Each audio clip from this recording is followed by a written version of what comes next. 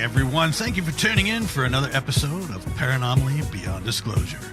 We are a weekly podcast dedicated to sincere, in-depth investigations into the paranormal, supernatural, and the metaphysical, with a special focus on the UFO topic. We take a sincere, analytical approach, thoroughly evaluating each case and its implications. Our discussions go beyond the surface as we engage with researchers, investigators, and experiencers to explore the deeper layers of their testimonies. We strive for high-resolution analysis, carefully examining evidence, patterns, and perspectives that challenge conventional thinking. If you're looking for a podcast that seeks deeper understanding, you're in the right place. Please be sure to like and subscribe and follow to receive notifications when new content is made available. You can also visit us at www.paranomalypodcast.com for more content and information, including all our social links. Thank you again for watching or listening, and we hope to see you on the next episode of Paranomaly Beyond Disclosure.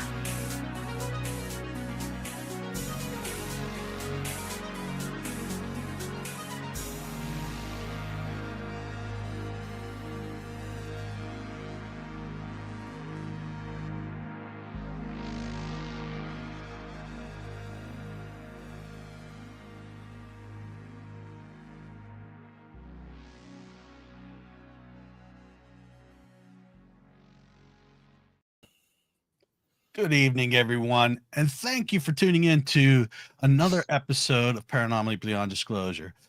Tonight's episode is something truly special and deeply human.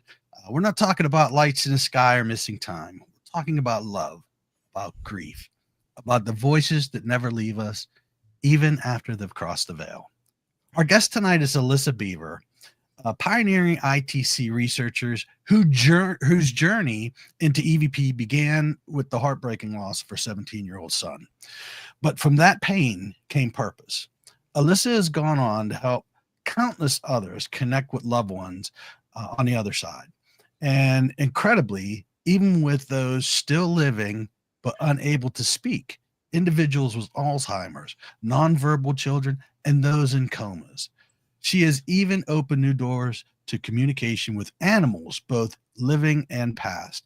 Tonight, we're going to explore her story, her methods, and what it truly means to stay connected beyond this life. So get comfortable, open your heart, and join us as we step into the space between worlds, where love speaks and spirit answers. Thank you, Ellisa, so much for joining us. It's my pleasure. Now, Ellisa, tell us a little bit about yourself. Okay. What about me, which is relevant to what we're going to talk about tonight, is that I am a mother of two. I have what I call my earth child, my daughter, and my spirit child, my son, Matthew, who was diagnosed with cancer at 14, and we battled it for about 3.5 years, and he passed at 17 years old. And I had some years of just trying to deal with my depression and hold my family together, hold my daughter up, and after I really could focus more time on myself, I started to really reach to find Matthew. I had hope that he existed. I didn't have certainty that he existed.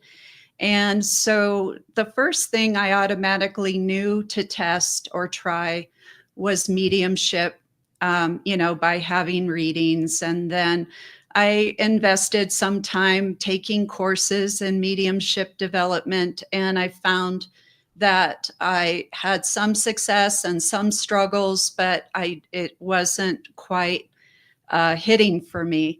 And somebody in my class suggested a group where people were recording and listening to EVP. And she asked if I was interested, and I was interested in every possible thing that could connect me with my child. So I got into EVP, and that was not a long time ago. It was just like in 2016.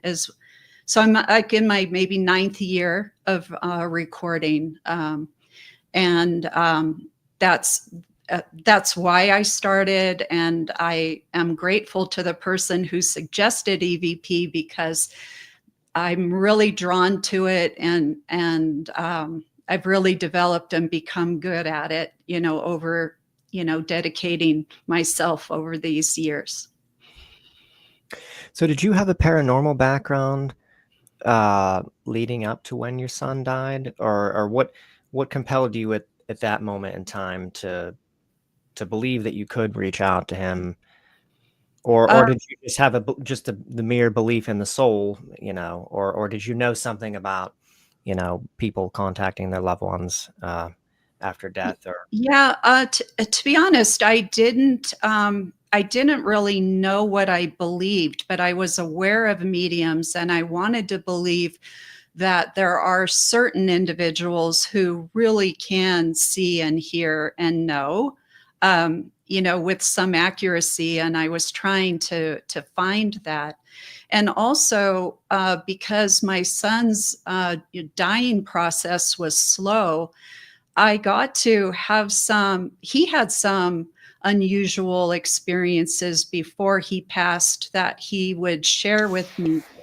And it was like, um, when your body's dying from illness, you usually get to a place where you start sleeping a lot, or it would seem like he um, had a foot on this side and a foot on the other side, because he would wake up.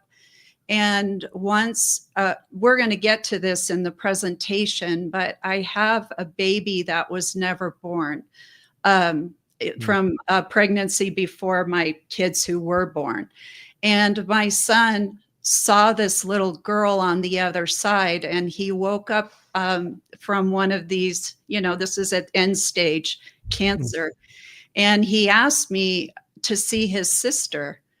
And so I went to go get his sister upstairs, and he said, "No, not that sister, my other sister." It was, and then he referred to her as a stepsister, but it wasn't the same sister. And then it made me think, And then another thing he did is he woke up kind of panicked once, and he said, "Mom, you have to write this down. It's really important." And I said, "Okay." And I took notes, and my son passed in 2009. What he described to me was a major world disaster that happened in 2011. So 2 years after he passed, but he told me about it 2 years in advance.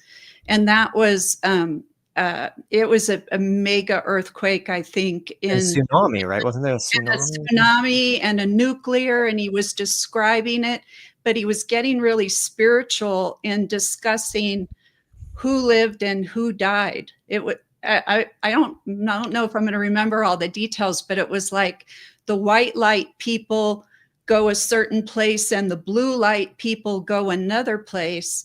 And, sure enough, in 2011, there was that disaster, but it really was, it was giving me a lot to think about, that he was having these spiritual experiences. And I just, I really didn't want to lose him. And in whatever way I could continue to, I didn't know for sure if dead is you're buried in the ground and it's over, or is there more? And I think what I had at the time was faith that there was more, but not a certain knowing. Like I can stand here today and say 100%, I absolutely, without question, know that we survived the death of our body, period. Like could not convince me otherwise. So that was just, it happened, evolved over time. Yeah, I find that really interesting. I have a friend. You don't hear that many, at least I don't, that many cases where someone is near death and they're kind of dipping back and forth. But I have a friend who had a father who was dying of cancer, and he was doing this, and he was coming back and kind of speaking out loud about stuff that he was experiencing and using specific names, and actually saying at one point that he was trying to help this guy get to the other side.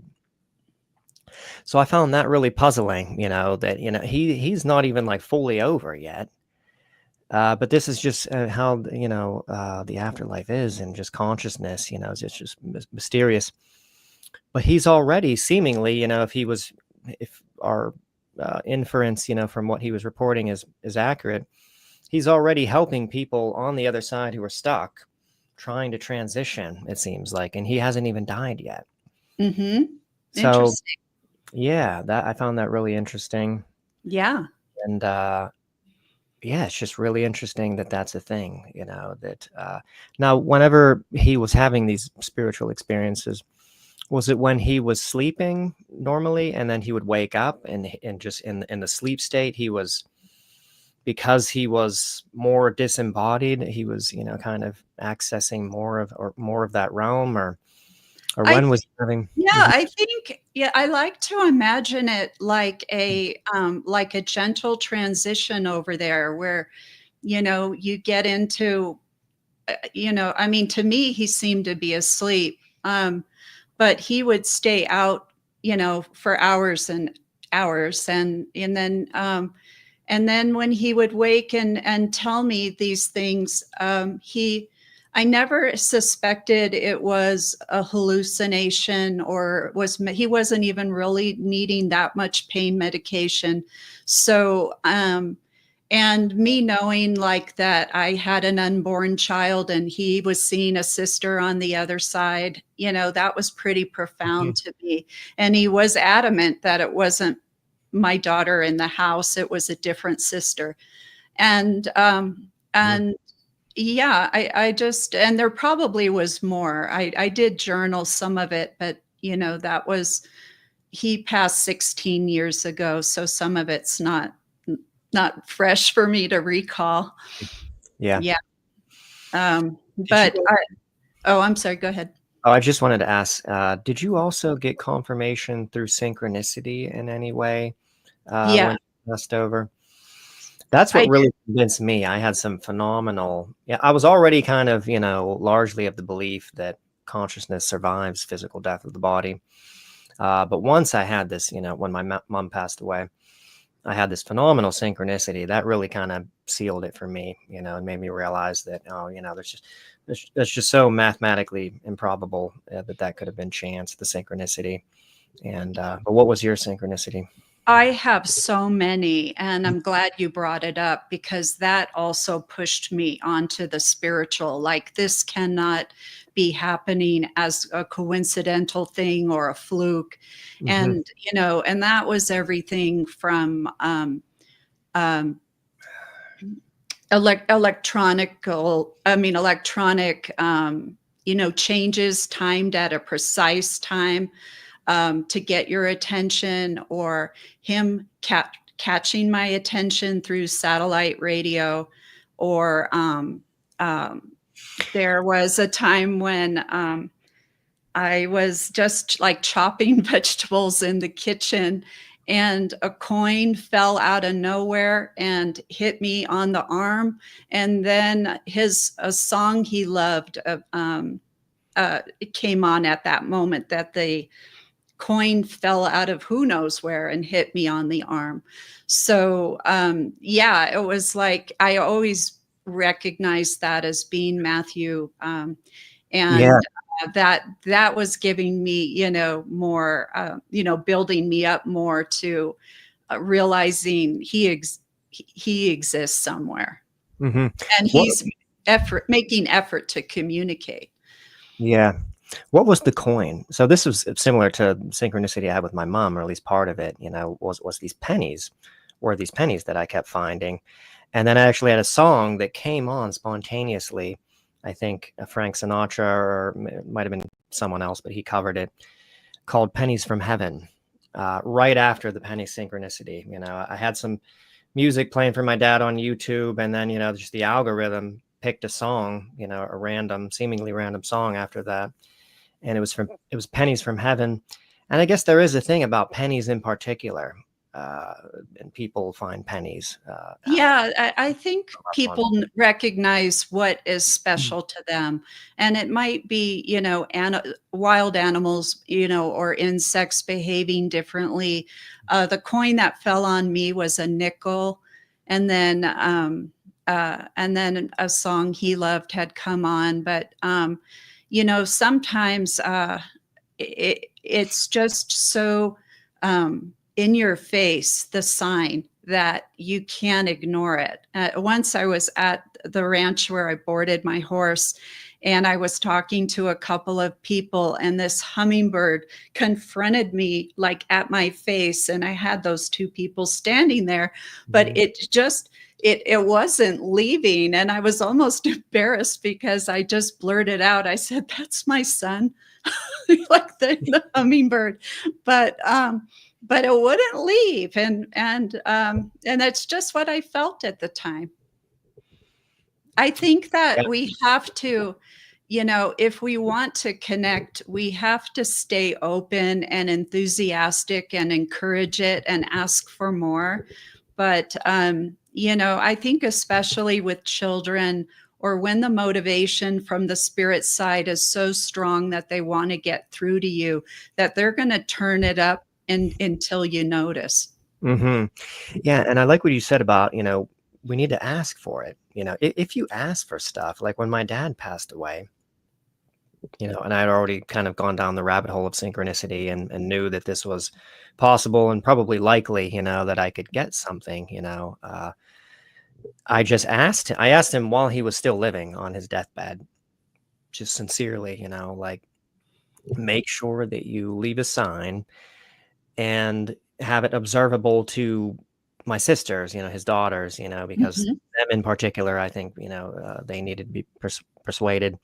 And I said, make sure it's something that, is recognizable too, that would relate to you. And on the day of his funeral, the priest that came and did the sermon at our house had this crazy experience with a hawk that landed on his hood of his car, and like he already knew about synchronicity. He called them God winks, and he made a big speech about it. He's like, "You'll never believe what happened to me, and I know that this is a God wink, and you guys, should definitely regard this as your father." But he didn't even know that I had asked for it, and I had asked for something in particular that related to my dad, and he was a big, bird watcher. That was his thing. He was always a bird watcher in life. And so, yeah, if you ask for it, you can get something. You can get something really, profound to happen, which can change a lot of lives too. That can convince people. Yeah, definitely. You reminded me of one I want to mention, but I had attended a funeral of my girlfriend's brother, and it was a traditional Jewish funeral. And after the reception, when I got in my car to go, I had like the classic 70s music, James Taylor station type on. And I got in my car, turned it on. And then the moment I turned the car on, I heard singing in Hebrew. And I'm like, what the heck? And so I sat there and I listened, and on the car, it has the display, the name of the song. So I wrote it down, and then when I got to my destination, I looked it up on YouTube, and then I found a video that had the English translation to the Hebrew, and I listened to it, but it's like, there's no way. I mean, that's where it's like, I never again, why here in America on the 70s classic rock station are you going to hear a song sung in Hebrew? Right. And right in the moment I've left a Jewish funeral. So that meant something. There's something going on. So often, does on a 70s rock station something like that come up? When's the last time you'd ever, heard anything like that? And that happening, right, at that exact moment. Yeah. Yeah, I mean, it's, and this just happens all the time where there is just things like this. If you think about the mathematical probability of it, just occurring randomly, it just doesn't make any sense, but yeah, that's an interesting one. Yeah. Yeah. Mhm. So anyway, so I got into EVP, and I did, at the time when I first started, we were using natural sounds of drippy water, for a spirit to create voice. And so I started with water sounds and recordings, and I reached my son. And after a couple of years of working on my connection with him, I started the Facebook group, that I still have today, the Healing Grief with EVP. And I started it with the intention of just sharing my son's messages. But after a period of time, um, I asked other members of the group if I could experiment with their child, and they said yes, and lo and behold, it worked. So I just continued to record other children in spirit on and on and on. And then as other people started to come into the group, then I would do, a spouse in spirit, or a parent, or I would kind of just reach beyond children and do others. And then later, I started testing with living people, and that worked very, very well, to record nonverbal people with permission, always, with permission and request from the family, or their family member caretaker, to record through physically living consciousness. And that's, I'll share that as well. That's my current interest in my research and experiments, is connecting with the living, and with animals. So I kind of do it all right now. The living, in particular, people that are nonverbal or autistic or have some kind of communication problem, right? Yeah, it can be. I mean, really, almost any time I have opportunity to check out what we can learn from consciousness, I do it. And so, for example, like I'll experiment on my own family. Like if my mother's having surgery, I'll record her on the operating table. If my dad's having surgery, I record him on the operating table. I have in my share for today recording my sister's Labrador on the operating table. So what are you experiencing? What are you aware of or conscious of when you're sedated or under general anesthesia? And then I have a share where a friend of mine's buddy had a massive heart attack, and the friend was on life support. And he reached out and said, he was so distraught about his buddy. And he said, please, will you check on him? So I reached out to him and received, I received validation that I get after the fact, from the person who requests. And then he'll say, I feel him in these messages. This is just what he would say. And there's information about what he's experiencing from spirit side, why he's on a ventilator, but also his awareness of the doctors coming in and out and what test is going to be performed. It's very specific, and then it becomes verifiable and evidential. So it's absolutely just magic. Down to the details verifiable. Like, have they ever described the doctor, and then you were able to verify or something like that, Well, it's not like that, but like he, I had no information other than what I just told you. But in the EVP, he mentioned that he coded, meaning I guess he died and they revived him. And that, his awareness of being in the hospital. And he talked about them coming in to do an echo, which I assume was an echocardiogram, echocardiogram or an echo type cardiac test, and things that are relevant to the situation that he's in. And then also his mother, who is passed over, being with him and actually more wanting or encouraging him to cross to the other side. He did pass, but I think he was on life support for, I'm going to guess, at least 10 days before that happened. So let me ask this question before we move farther. Yeah. You had mentioned about autism, and I am a firm believer that those with autism and those on the spectrum are more susceptible to paranormal occurrences, EVP, seeing apparitions, things like that.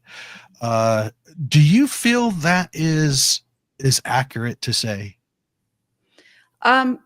I feel it is, but I'm not educated enough to speak on it. But I am interested in following what a lot of people are watching right now called the telepathy tapes, which, right? So that's something I want to learn more about. But our awareness, whether okay, well, I believe it, and I suspect it's accurate. I'm just not saying I have enough knowledge to speak on it with any authority whatsoever, but I believe it, yes. Okay, yeah, I just wanted your opinion on that. Yeah. Because, you know, I thoroughly believe that's happening. Because in my mind, people with autism and on the spectrum, they are not influenced like we are. We have been, I guess you want to say, we have been programmed since the time we were little, and their minds work different. Yes. So I thoroughly believe in that. Absolutely.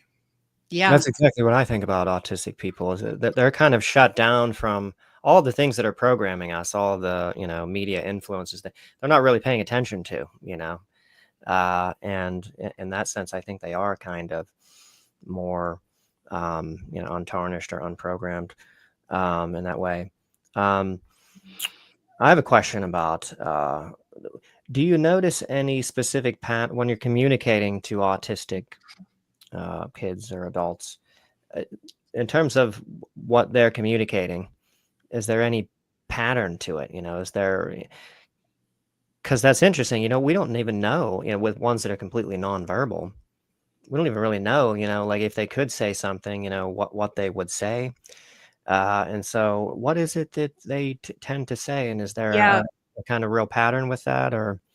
In my, I can only speak to my experience, but in my experience recording people like that, is that their communication is very clear. It's like their brain is out of the way and their consciousness is open and clear and aware. So what I have most experience recording is people in end stage Alzheimer's disease. So that's where, normally it's, an adult child caring for the parent with Alzheimer's. And that person, they can't talk to their mother. The mother can't effectively communicate at all. But when she's asleep and when I connect on their behalf, her what she expresses is clear in thought and it's meaningful. And an additional thing we can notice as well is, like, if we perceive physical suffering, like we just look at a person and it looks like they are in pain or they're, moaning in the bed. But then when I record and tap in with her consciousness, she'll say something like, "I'm walking in nature." And it's like, you are? But just lends one to think that maybe how we perceive something isn't entirely how that person is experiencing, what's going on with them. Mhm. So So yeah, is that because the nature of consciousness, the part of your consciousness can be embodied and then part of it can be elsewhere? Is that why you think that? it seems so. It seems that with um, I, I kind of stick with recording living people or animals when in the sleep state. It seems that with sleeping, when you're, not thinking this in your sleep, that your consciousness is more free or more accessible, or maybe we go somewhere else. But that's where it works. So I don't really take time to keep trying to connect with an awake, human, because number one, I don't know, I have more failures in connecting with when a living Hmm. person or animal is awake. Yeah, well, that's So interesting. It's an interesting data point in and of itself. yeah, and then I have on here, and we'll share. Actually, my own dog gives us some information about when to record the living. So, yeah, we'll put it all together, and Yeah, hopefully it will make sense, because it is a serious topic. It is a big deal. Yeah. absolutely. Yeah, it's just a lot of profound implications from this area of study for sure. Do we want to get into some of the recordings now, or I think we should. I have a lot of recordings. Um, so uh, at, do, I'm trying to decide where to start. I'm in case your listeners record EVP themselves. Really quick, I'm just going to do a couple about recording EVP, and then I'm going to move on to communication with those passed over. So I mentioned that I once picked up an EVP capture of spirits explaining that they want us to provide them a background sound so they can create EVP, that they want that. And here is that capture. Alyssa, before you bring, I'm sorry. I Before. just wanted to remind the listeners that for the best audio experience to please wear their headphones.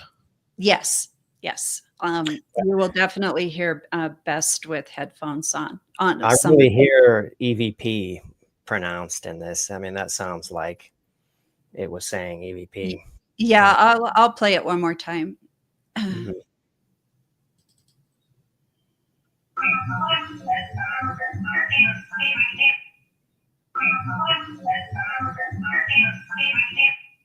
Wow, Wow.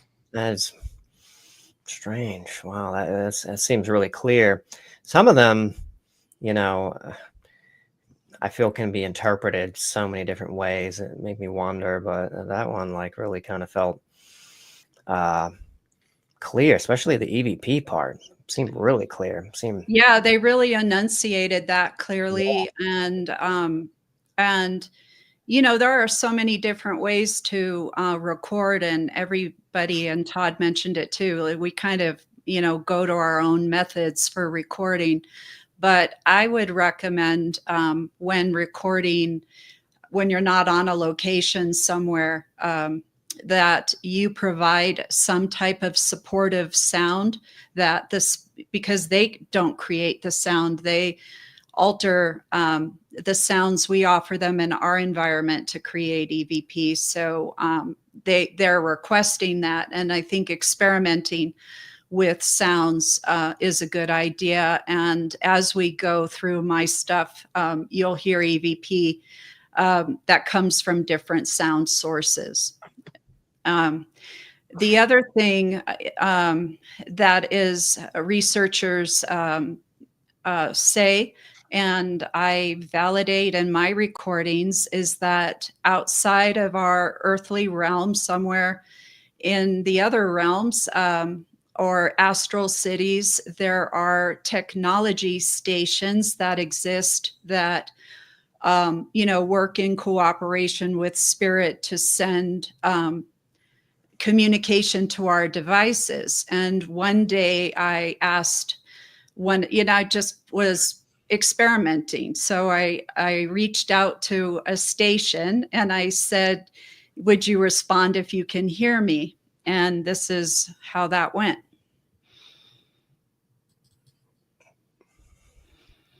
Would a communicator from the station please acknowledge if you can hear me?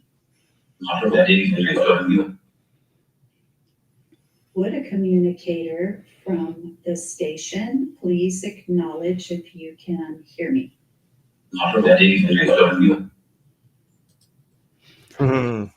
Fantastic. Yeah, so that was very clear. And then, here and there over time, I get communication from the stations. And when I record, I ask to receive communication through the stations. So, it's, again, I haven't seen them, but there's enough of people who do the research who speak to this topic and receive from that, receive where people will say they're speaking from a station. And I have validation too. So I'm going to tend to believe that they exist. Oh, so that's how you know that the stations exist, because sometimes they actually make reference to the station. Yes. Yeah. Numerous times they do. And other researchers will pick up communication from stations as well. So I think collaboratively, or when you put it together, the more like it seems to be more credible or valid, the more you hear from the spirit side them mention it. That's fascinating. Yeah. I've never heard of the technology station before. Been doing this for 30 years, and that's very interesting. And now that you mentioned it, I'm going to be looking out for it. Yeah, I mean, I follow some of the researchers like Annabella Cardoso and Sonia Rinaldi, and Annabella writes of her communicators being at a Rio de Tempo station, and Sonia speaks of stations in different geographic locations, and in her presentations she shares where those stations would be, who probably works in those stations, like passed away scientists from like Tesla and others, Konstantin Raudova and people like that.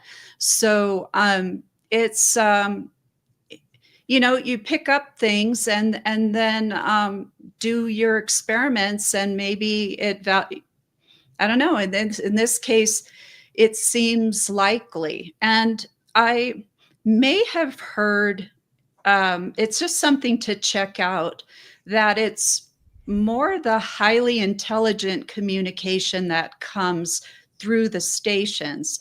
I don't know. I would like to know if when you're picking up what we would say just random spirit, or like if you take your recorder, like ghost hunter people, that may not be transmitted through a tech station on the other side, but I don't know how they do it. It's maybe just that's not my area, so I'm not exploring it. But if somebody ever could say, like, where do those voices come from, I would be interested to know about that.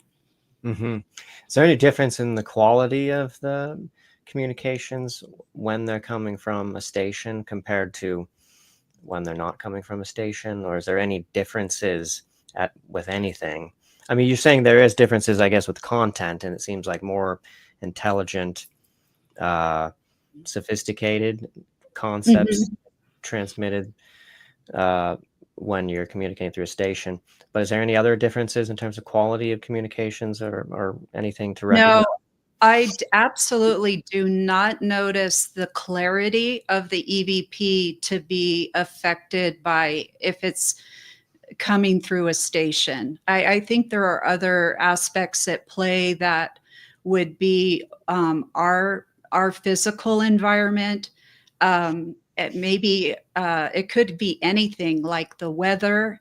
It could be like there are so many things that affect the quality of how we would grade an EVP, like a class A, B, or C, in how easy or difficult it is to hear. And in my experience, it just comes with variable quality. And sometimes it's my fault. I feel, that if my recording environment's not optimum, it won't be as clear. But I more go by the what it is they're saying and the intelligence. But I think the clarity.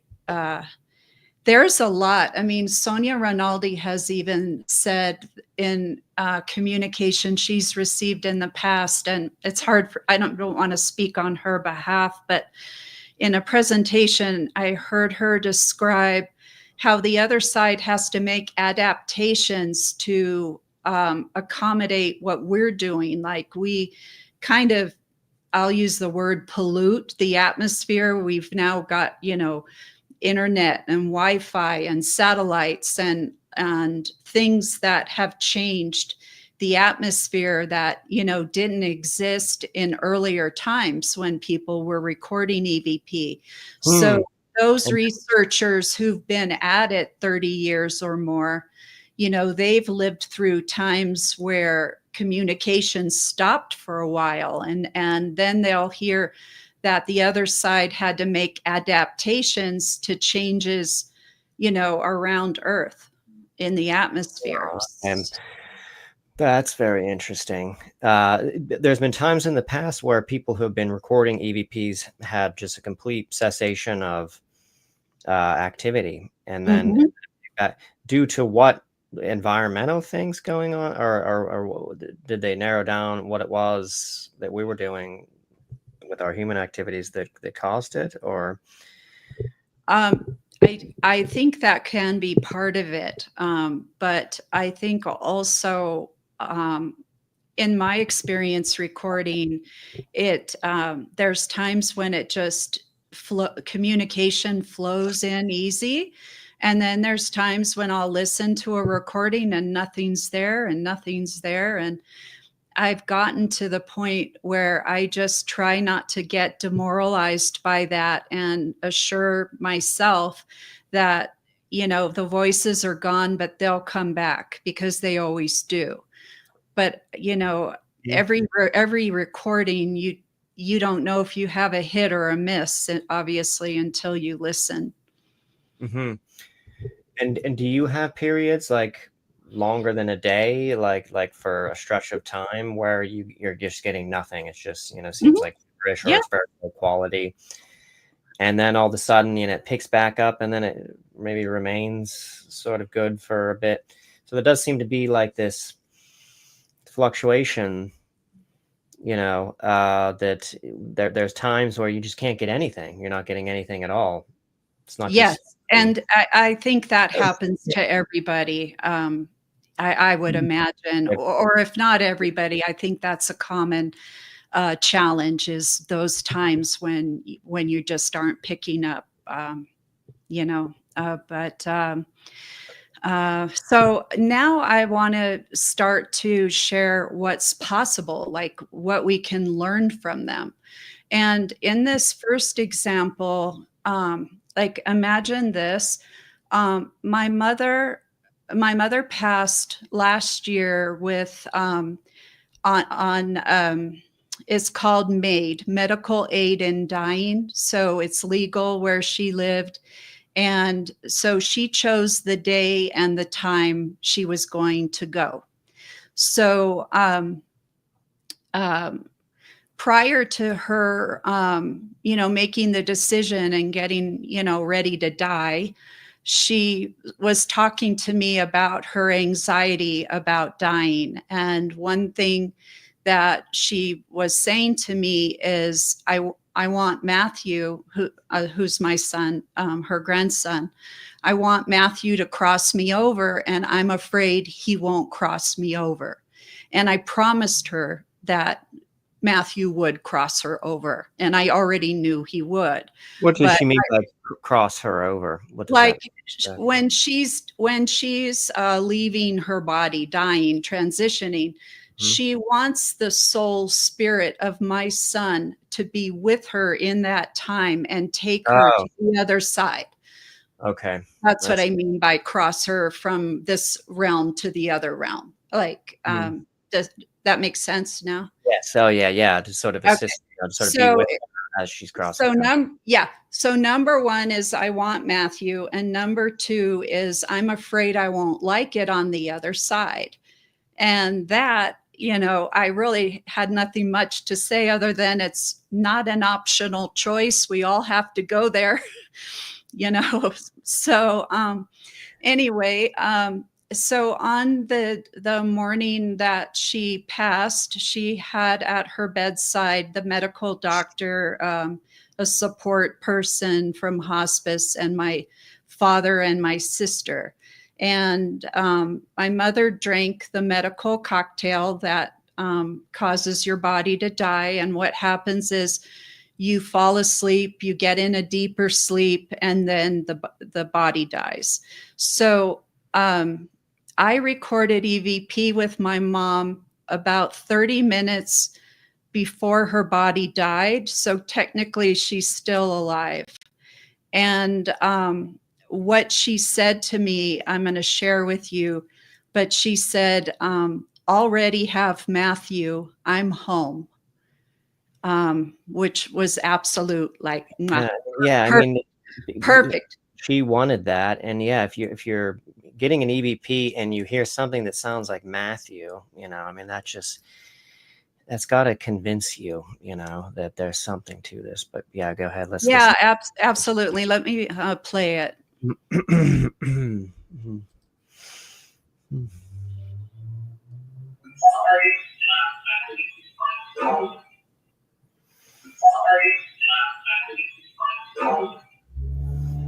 Wow, that was very clear.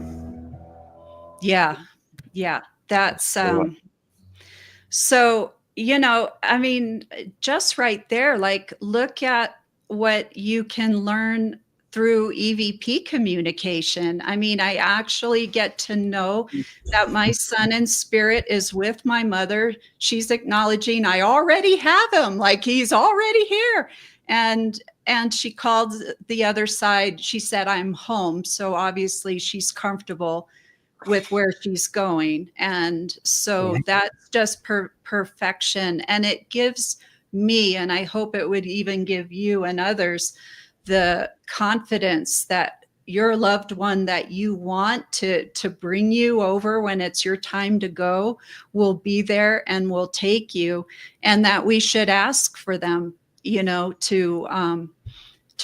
take us when it's time. We want that familiar loved one to, all around and bring us over there, so we're not afraid. Right. Yeah. That and also so you have that reunion. That seems to demonstrate that you can make that request, and that request can be granted. That they're available, they're capable of doing that. That they can sort of transition you over. What better validation than that as well, Jim? She's asking and she's getting that response that he's hoping. So that to me, it's incredible. Yeah, it's one of it. It's spectacular, and it's a simple sentence, but it means everything. So Now, I did then on the next share, I did mention that I specialize in receiving extended communication. And what I mean by that is more conversational communication. So it's like where I ask on behalf of who I'm helping. I ask a question and then I run a background sound for quite a while because I'm leaving time for them to not just give a response, but give a number of responses. And then when you review, you're looking for whether the responses are relevant and they resonate, and if there's anything evidential in what's being said. So this next one I'm going to share. The voice is really clear. It's a very powerful one. And my neighbor's son passed by suicide just a few months ago. And about 4 weeks after he passed, she came to me and we did a recording with him.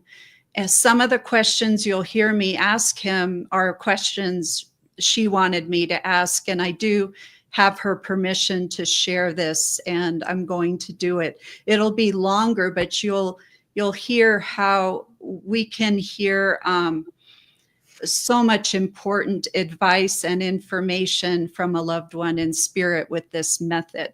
So I'm going to play that now. Okay.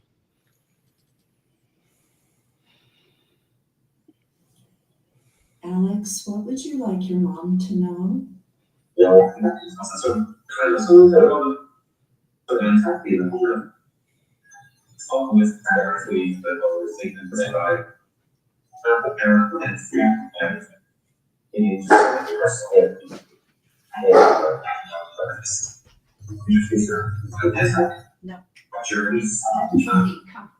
Alex, is there any information around your suicide that you would like to tell your mom?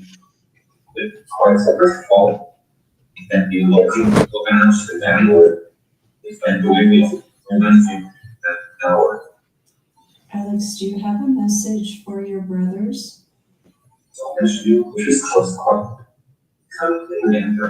Is leaving earthly life at this age part of your soul's plan? Wow.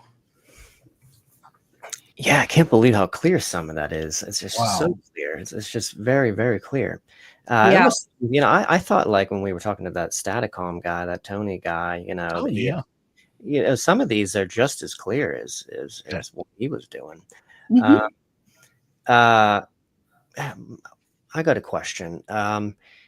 Does it generally seem like when you're communicating to someone's loved one on the other side after they pass, that they seem now, since they've passed, more spiritually enlightened, or they seem like they know more than they knew when they were in the physical, or does it generally, do they seem very similar to how they were when they were in the physical, or do they seem always kind of like they're upgraded somehow, or they're changed, or that they've got some kind of spiritual knowledge or awareness of things that they didn't have previously? He seems to be giving her some spiritual advice, some kind of advice there.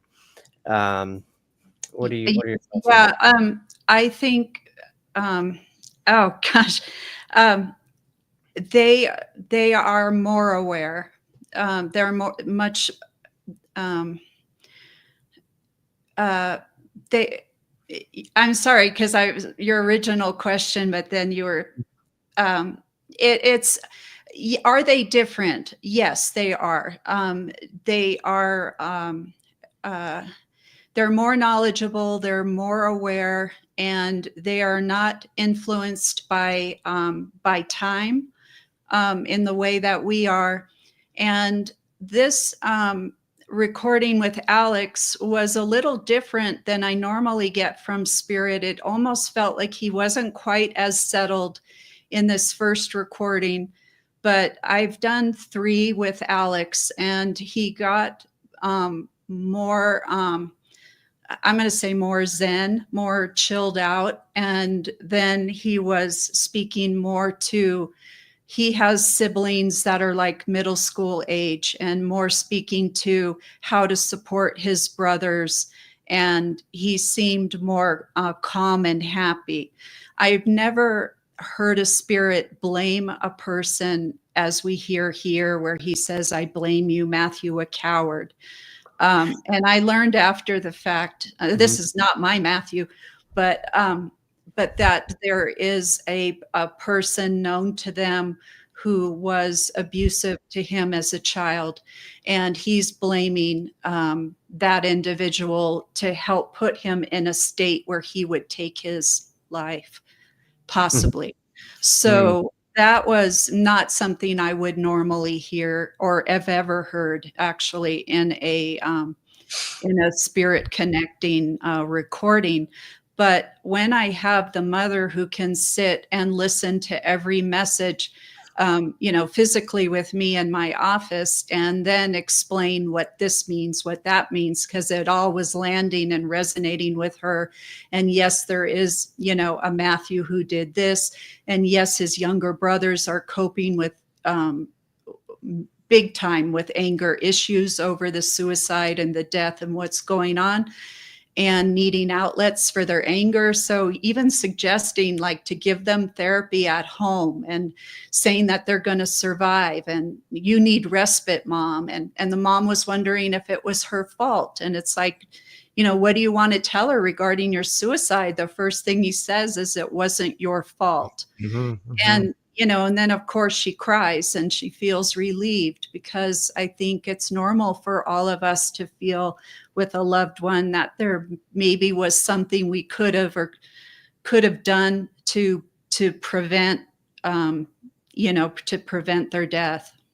And as far as that word, the word coward that was in there, aren't there times where, it might seem like it's one word, not to say that it wasn't, maybe it was coward, but isn't there just still, even though, there are many parts of this that just seem crystal clear and unambiguous as to what it's saying, there's got to be times where, it seems like it's saying this, and then you realize, oh, wait, it's actually maybe saying this. And then you plug that in.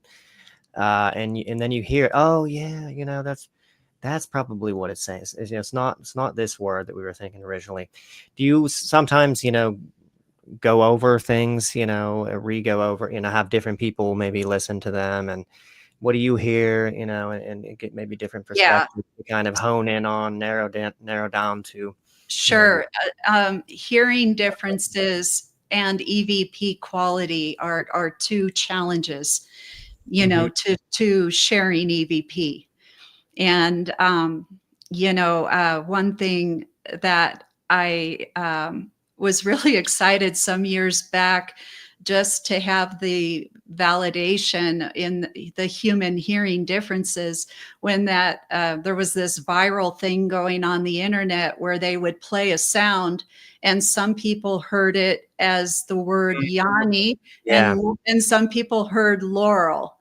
And they sound nothing alike, but some people hear Yanni and some hear Laurel, and that's just our human hearing differences. And then when you factor in EVP quality, sometimes we're going to hear different, but definitely when I don't have crystal clear EVP, there are times when I hear it, I save it on my computer, I go listen to it again, and I'll go, ooh, I really want to isolate this word, because now I think maybe I hear it differently.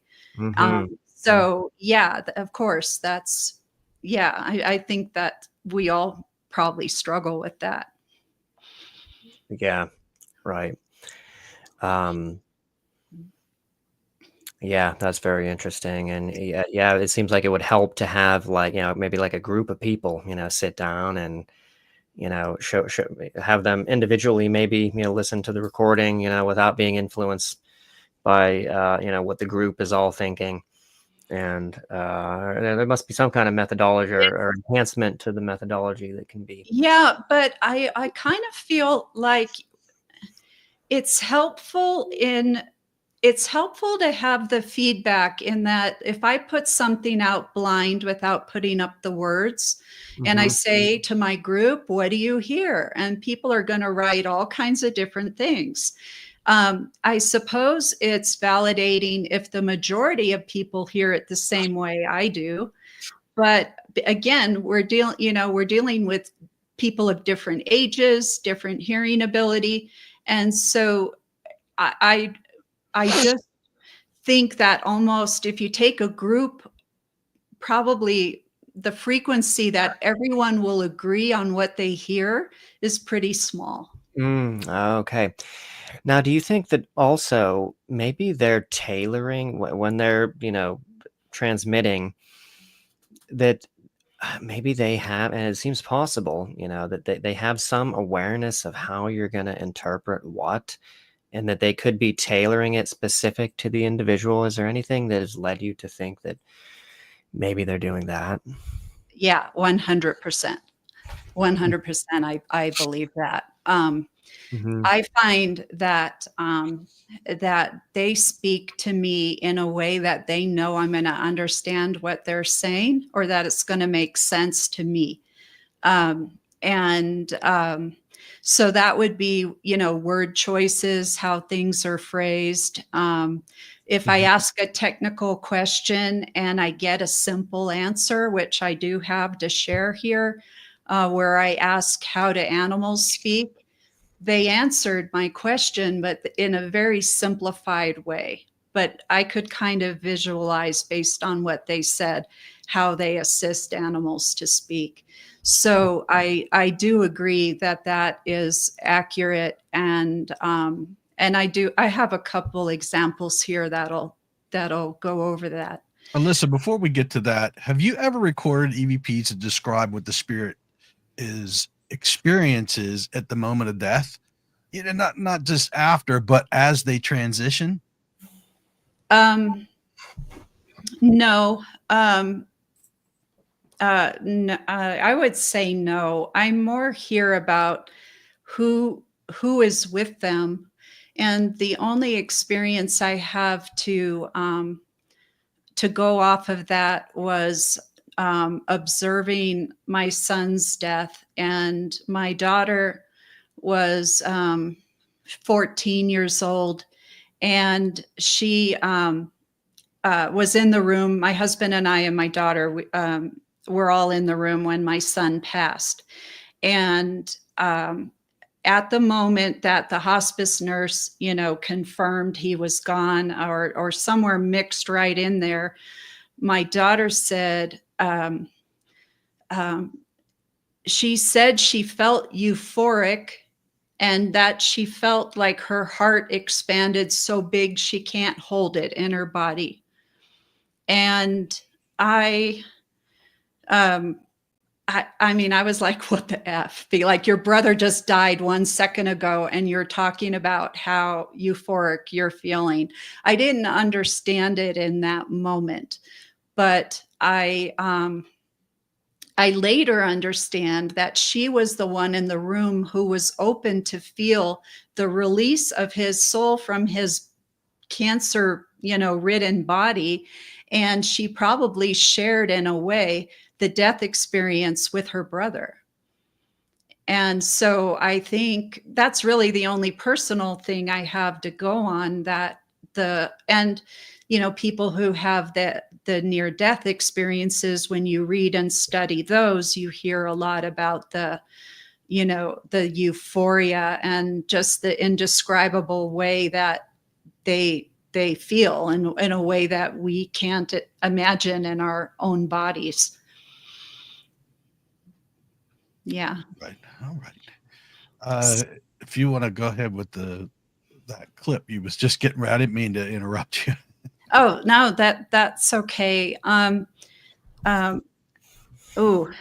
yeah, I'm gonna push this up. Okay. What I'm going to move to now is another way to get confirmation, and I'm going to explain the sound source, how I did it.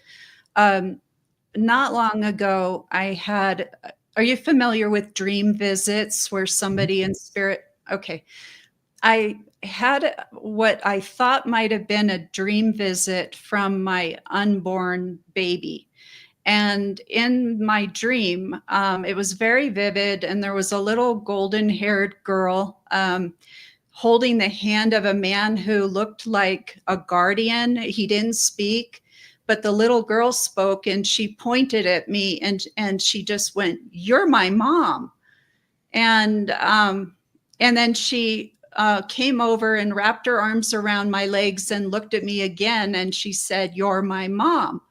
And in my dream, I asked my husband to take a picture of her and I together. And then I woke up wondering if I was just introduced to the baby I never saw or not. Or was it a dream visit? Was it just a dream? I didn't know. So then I thought, what the heck? Why don't I record EVP and ask if my unborn visited me and I met her, or was it a dream? So I'm going to share that. But an interesting thing I want to mention for those who record EVP is that for a sound source, what I use when I record children is I use a child speaking Portuguese. I have an audio file of maybe an 8-year-old just blah, blah, blah, blah in Portuguese. So I don't know what he's saying, but I don't have to scramble it into gibberish. I just play the child speaking Portuguese into my recorder. And when I listen back, I have the responses in English. So that's what happened with this recording. And I'm going to share.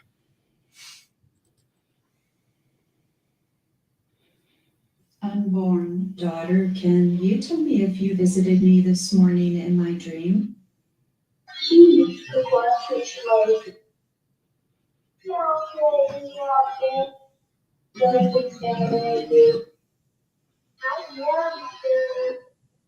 Will I see you again?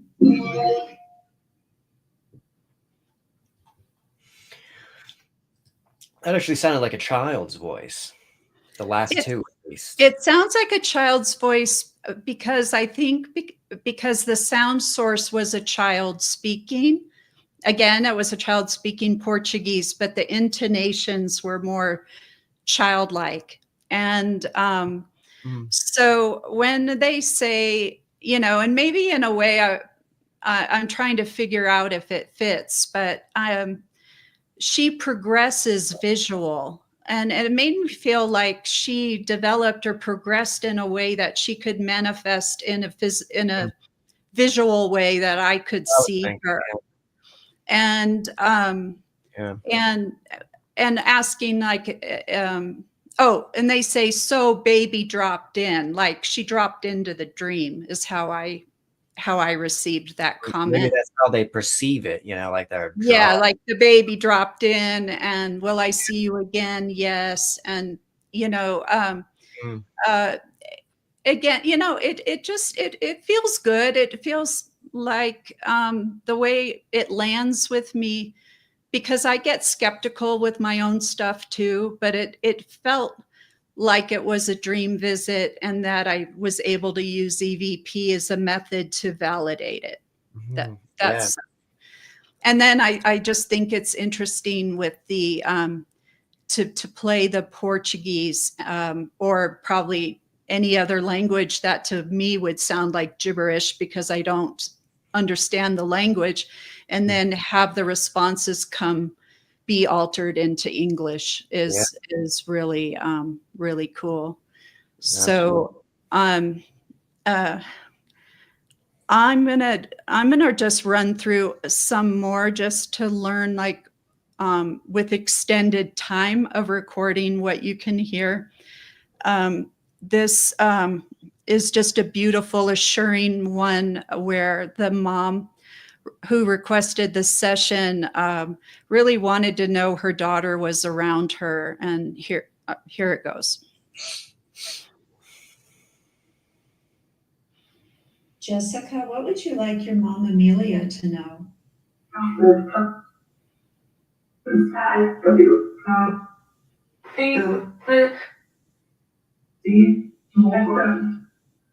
Can you share anything with us about what your existence is like in the spirit realm?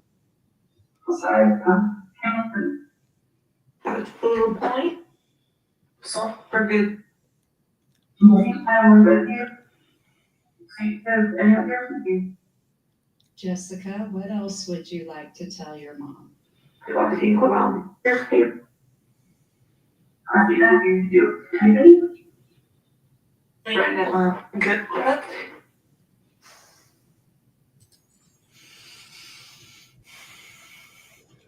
So, yeah, I mean, that's very, very, very healing for a mom, and or anybody really.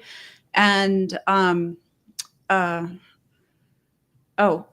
what was the point? Oh, and that's what you can get when you allow extended time for the spirit to talk.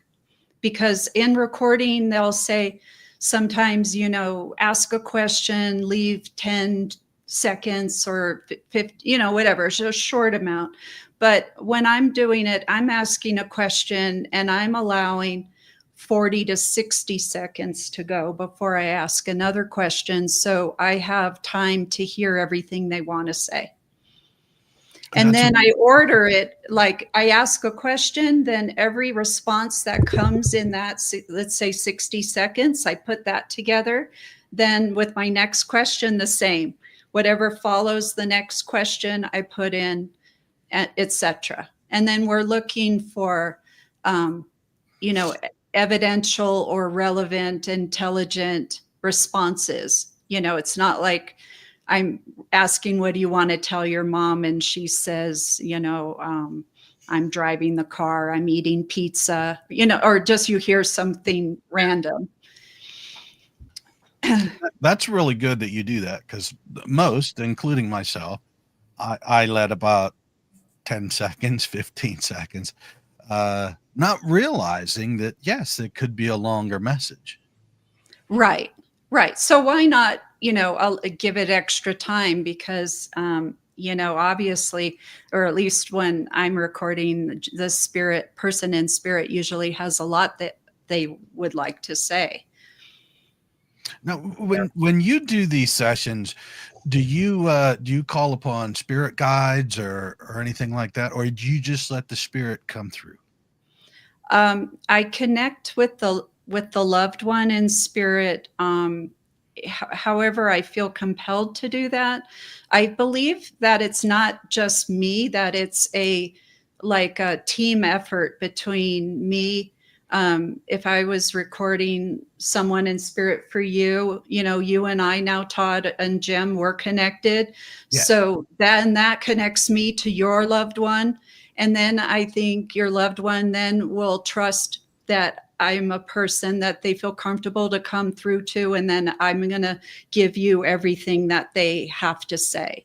So, and then I do also call on certain people in spirit, including my son and others. And I also, when I have questions, I connect, I believe, because he uses his name, but I connect with Konstantin Raudova, and I usually ask him to help facilitate me receiving in every session I do, whether it's with living or with passed over people. So I really call on the whole troops to help facilitate my receiving.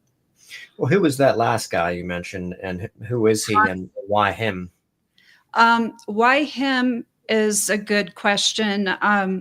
He passed in the 1970s, and he is considered an EVP pioneer. There are several, but one of several pioneers in the field. And there was a time when I attended a workshop with Sonia Rinaldi for 5 days and was learning. She's an afterlife researcher. And when I went to learn from her, I went for the purpose to learn how to receive spirit images. But, and I never told her I recorded EVP, but shortly after that conference, she received an EVP in Portuguese from Constantine Raudova, indicating that he was listening. I mean, the translation is listening to Ellisa. And then she's speaking to her assistant. Did we have an Ellisa at the workshop? Like, is there an Ellisa? Somehow it came to be that he's listening to me. And at the time, Sonia told me what that means, Ellisa, is it means that you're like a target, or you're a person that they have their eye on, or I'm noticed. And probably I'm noticed because I do this all the time and I'm trying to help people here. And probably maybe that's why, but I asked to speak to him. And in one of these, I ask him how do animals speak? And he will use his name. He'll say, Raudova will blah, blah, blah, blah. And it sounds like him. And the information that comes sounds like information he would know. So although I don't see him and I can't say for certain this is the person speaking to me, it seems to be. Interesting. Yeah. And when that connection was made, my abilities with EVP went, elevated. So, so I think he's, anyway, that's who he is. And I call on him to help all the time. So, Interesting. all right. Okay. This one is a son in spirit, and the mother is going through cancer treatment. He acknowledges the journey. He acknowledges why it's worth it. And she wanted to know about an adopted dog she had that had recently passed. And do you have her? And this is how that one goes.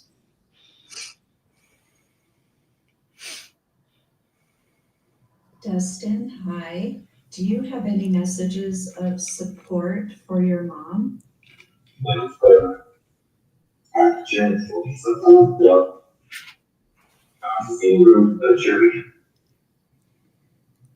Dustin, hi. Does time exist where you are?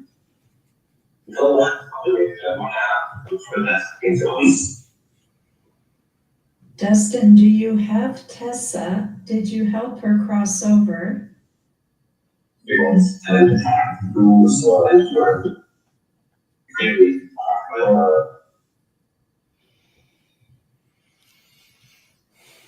So it's a little cryptic, but he mentions something to the effect that you go on, like mom, like she's getting this not comfortable cancer treatment, but it's like you go on your journey, and he's almost implying that peace is the reward, or peace is what's coming.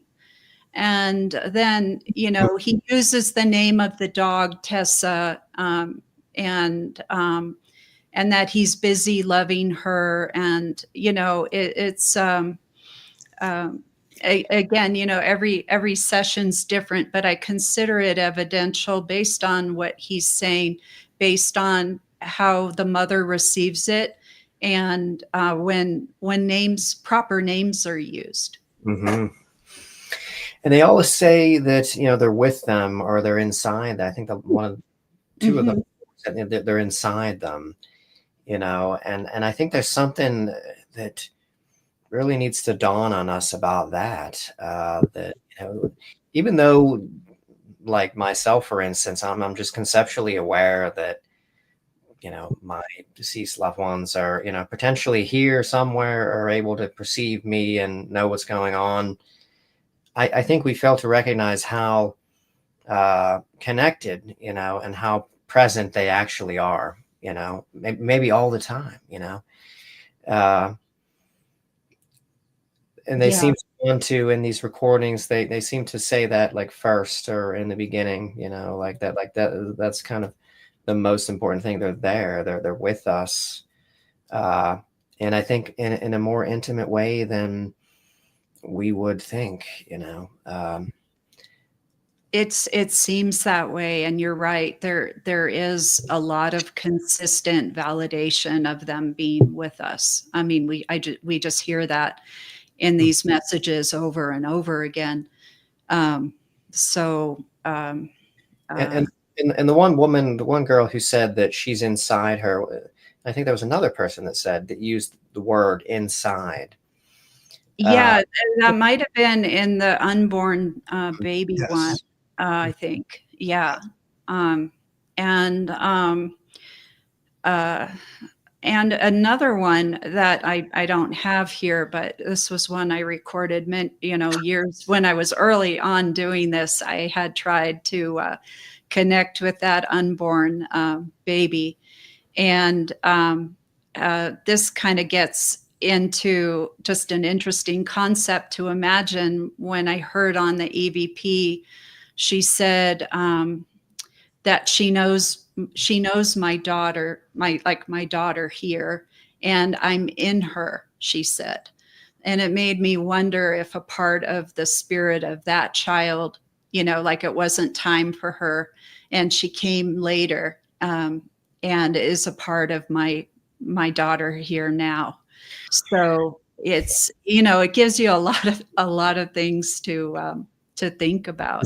Yeah, like what I'm thinking about is, yeah, as many of us are aware of in the paranormal field, the phenomenon of entity attachment, and how wayward, potentially dubious entities can connect with your energy field and can attach themselves, and can kind of bind themselves to you. And I've heard of mediums who astral travel, who have been able to achieve this. Have been able to go out of the body and merge with someone and actually influence them. And so who's to say then that, a disembodied, someone who's passed, their spirit, who's to say whether they couldn't do the same, I think It's possible. I think about, like in my particular example, I think of it more being, if it's in a soul's plan. Like I've read a lot of books of people who like go have life between life hypnosis sessions where you're brought back into a spirit state and you see and know and like what your challenges are going to be in this life and that type of thing. But it seems possibly, that that that baby that wasn't born, that might have been her soul's plan, and maybe she was to re-enter at a future time with another child of mine. But again, it's a big mystery, and I I don't have an answer. I Yeah, only have theories, not exact answers. right.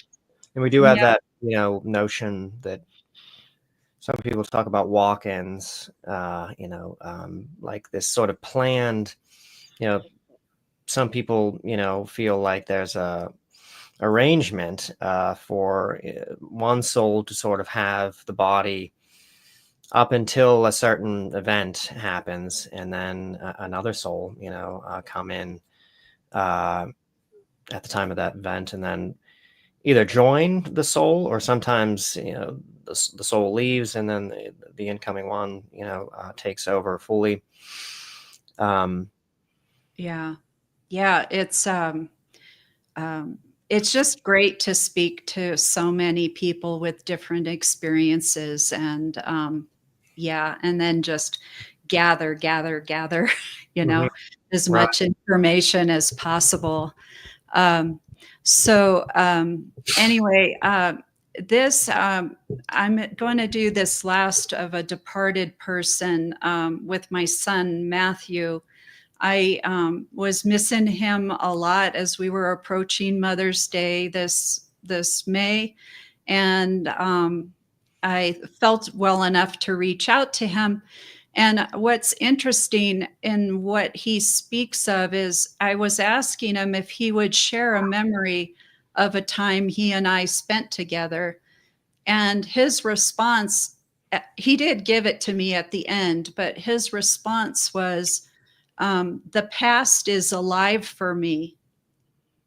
And so I'm speaking about memories from the past, bless you. And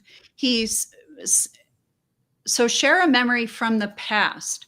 And he says the past is alive for me. And it made me feel like maybe the past, the future, the present, like it's all like in spirit, maybe they all are experiencing it at the same time. Right. And I think that's how it is. I think that, I mean, not to go down that rabbit hole, but I think that's actually how it is. There's a continuity, and there is no linear time, which is just so dumbfounding. I just can't. It's so hard to wrap my head around that. How everything is happening at once. And there is no present. There's just the present moment. It's just unfathomable because there's just so much history. Mm-hmm.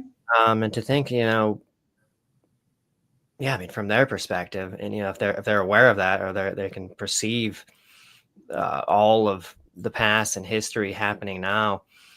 I mean, how do you navigate that?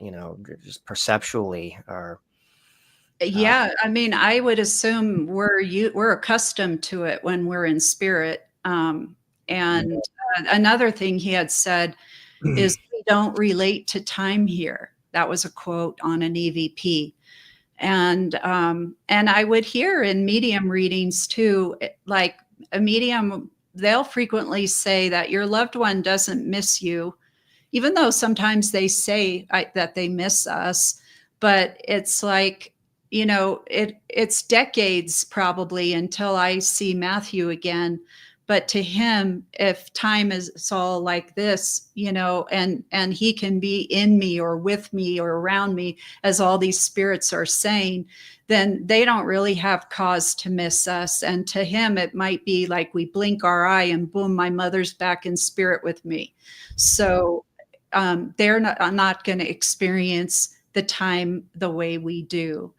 But yeah, because if they're experiencing time all at once, all the full timeline, then you, like the point that you're anticipating when you pass on and you finally get to meet them, that's already happening right now.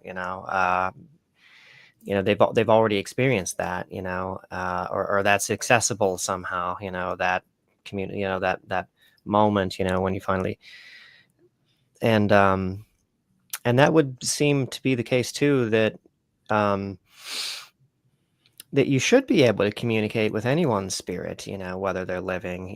You would think that it would follow that you'd be able to, get clear communication from my spirit, even though I'm embodied right now, because there is no time, and the future disembodied self, could access at any point, or could communicate, insert communication at any point in the timeline. But you don't find that. You find that there is a sort of difficulty or block in terms of communicating with someone who's alive and conscious. no, I have not been experiencing blocks to communicate with living people. And in some cases, it's easier for me to communicate with living than Even people while in spirit. they're conscious and Oh, awake. I have never tried to record somebody who's awake. So I don't know. Anyway, let me play this one, and then we will move to a different topic. Okay, so this is my son.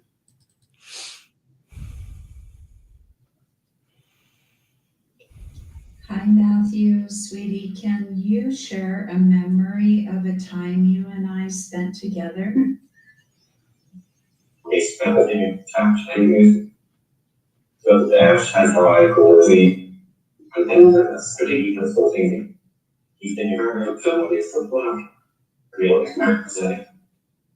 I love you with my whole heart and soul, infinity.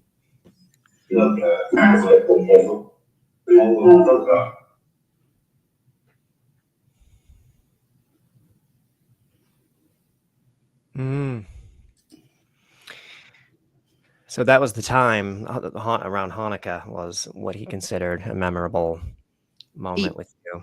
Yeah, and that's what's cool is that that's what I was thinking in my mind. I was thinking about Hanukkah, and then he threw it in at the end. Oh, Hanukkah. So and I kind of had that picture. It's hard for me to see pictures of him when he was sick, but this particular picture I like, and that's what was in my mind. And very often too, with telepathy and stuff, what the spirits say to us is what I'm already thinking. And I'm about to move on to animals. And when we get to my dog, she answers a question I didn't ask her, but I was just thinking the question and she answered it. So that's the telepathic communication is another aspect, I think, of what they're going to share with us and how we're going to reach and get through to their consciousness. So, okay. So let's move on to animals, and then I'll do a couple with living people. So on this, I decided to try to record animals asleep, and it was working. And then it got me to thinking, how does this work, and how do animals communicate in English? So I asked Konstantin Raudova about it, and he gave me a pretty simplistic answer, but his answer explains that spirit is developing a language to help pets, and that they enter the pet's mind, and I think they function as interpreters. So let's go listen.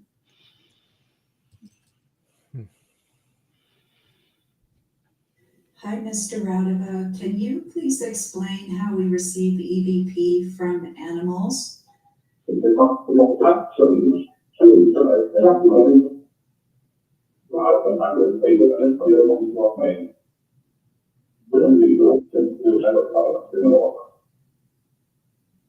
Who interprets what the animal has to say into English?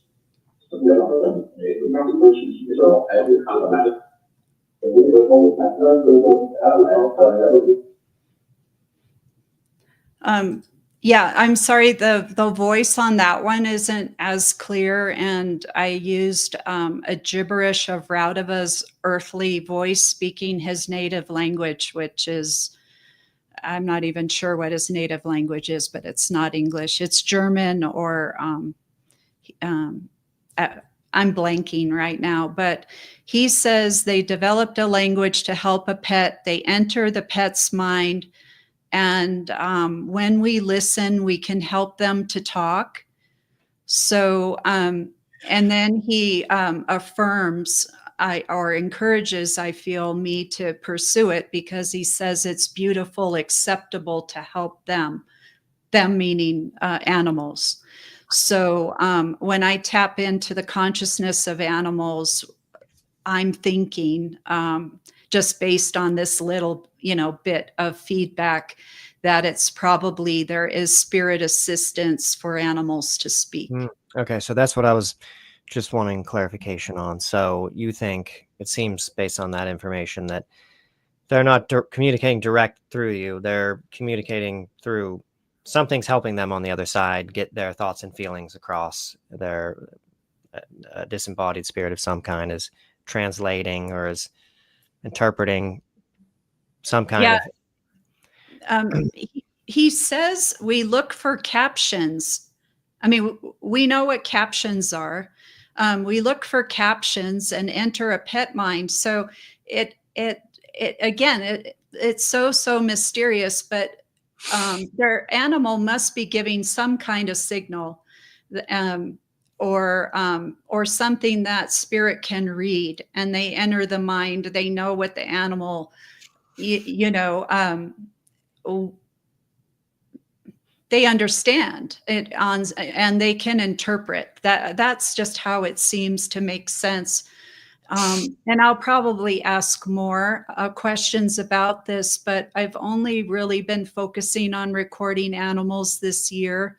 So just like about 7 months, and this is a new area for me. So on this one, I was had my dog in the office, and I just wanted to do a test, and she wasn't fully asleep. She was resting, and but her mind wasn't busy. And I did connect, but she addressed the purpose of sleep, and here we can hear that. Oh, and I was just thinking it. I didn't ask her the question. I just was thinking, do you need to be asleep? Is this going to work? What would you like me to know? Sleep is unspoken because I treat my ears, so trust me, I've been the way of happy. Wow. Yeah, so she says sleep is functional, makes us talk. Like, that's pretty straightforward. And then it's just, I can validate the information about she trusts me to clean her ears. I wasn't even thinking about that, but I know my dog runs and hides and hates it. She lets me do it. So it's kind of nice. She says, I trust you, because she really battles with getting her ears cleaned. And then she just says, been goofy, happy. So, but I wanted to share it because she's indicating that sleep is functional. And I think that's important for us to hear as experimenters. That's incredible. Yeah, but do you think though that in that case, who's doing the communication is actually not her, or something's accessing and is trying to communicate her Well, thoughts? I think somebody is interpreting for her, like for the deaf. You have an interpreter doing the sign language, and in this case, we have probably spirit who is participating in this and interpreting what the animal wants to say. Mm-hmm.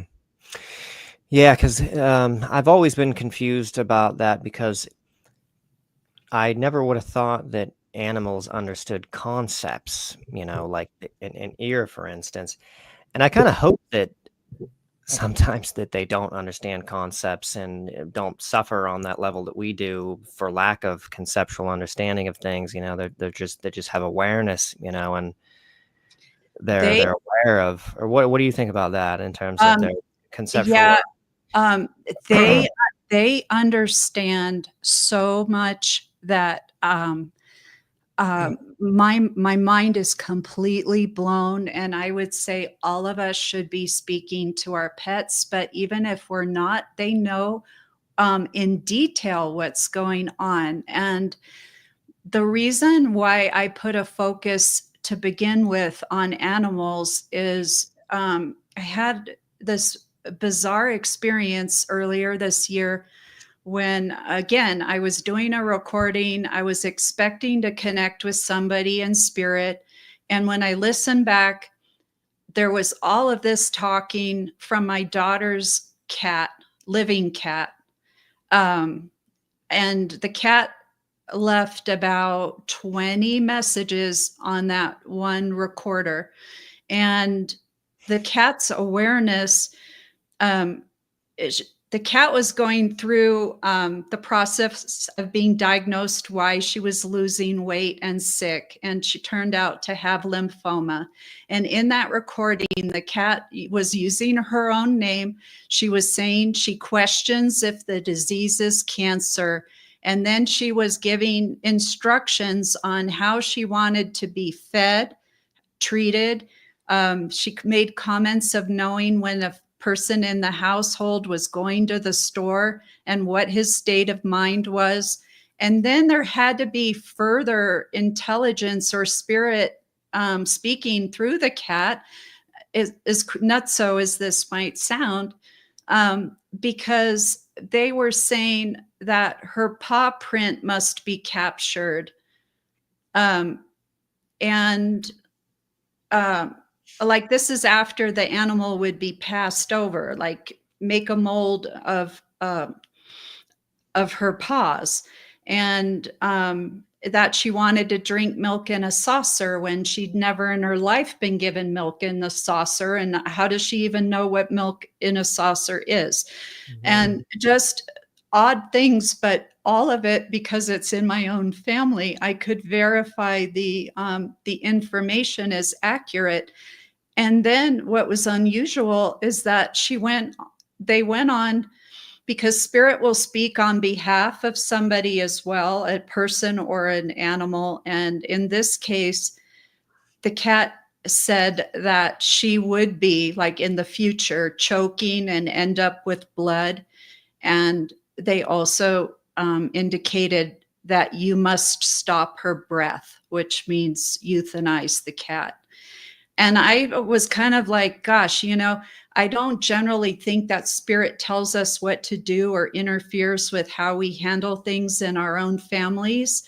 So I thought that was really unusual, and predictive of a future event. But that came through, and then I just thought, wow, I really should put focus on animals. So I had that with the cat, and then the cat got the cancer diagnosis, and I tried to record the cat when she was being euthanized, and she spoke of who was going to meet her. She was going to meet friends, and that my mother was going to come cross her over. And she said she was happy when I record her after, she said she was happy in a cat castle. So there was just a ton. Like I've never ever in these experiments got so much from an animal, but that's what got me started, because on rare occasion I just have these surprises when I listen to a recording and something entirely not what I'm expecting is there. Mm-hmm. But it's somebody known to me, and it's just it blows my mind. It's pretty fascinating. So on this next one, this is also my dog, and I asked my dog. My dog was asleep on my bed. I had the iPad with me and my recording program. And because she was asleep, I just decided for fun to ask her why she barks and gets agitated when my husband leans in to give me a kiss or touches me or whatever. And the background noise I used was just me rubbing my hand on the bed covers. So I just was like a shh, kind of a soft sound. And so this will sound like a whisper, but the telepathy between me and the animal, and I think anyone and their pet, it was me asking, why do you do this? And then she answered it exactly accurate. And here we go.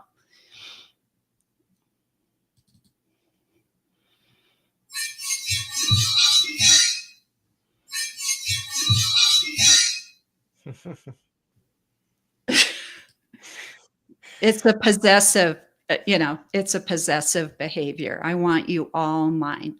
So, but that's how simple, in theory, if an EVP is going to hit, that you can do it. And again, I was only thinking the question because I didn't want to wake her up. So there you go. Okay. So moving on. This one is a Labrador that it's my sister's dog, and she's 10 years old, just had a major cancer surgery.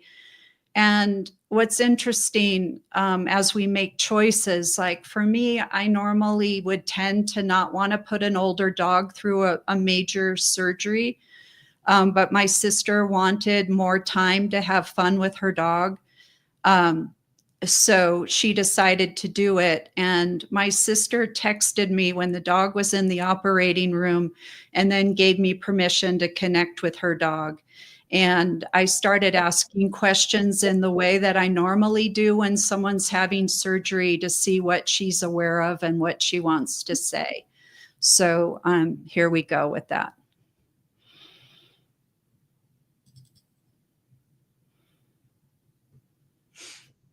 Lila Pup, you're having cancer surgery right now. Is there anything you would like to tell Melanie? I want more. I don't know if you're married. So I get this from messages. See now. Yes, I'm friends. That would be my brother-in-law. Get dad stress therapy. And was that appropriate? Yeah, it was. Mm-hmm. He was a nervous wreck. On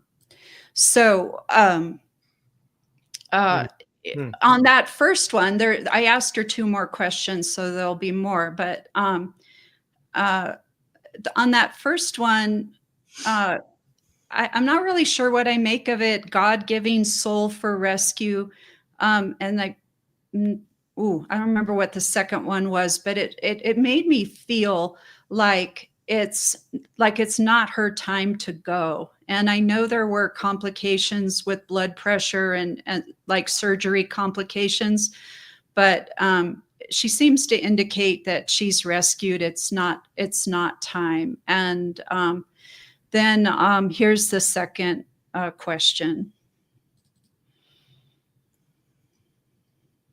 Is the surgery going successfully?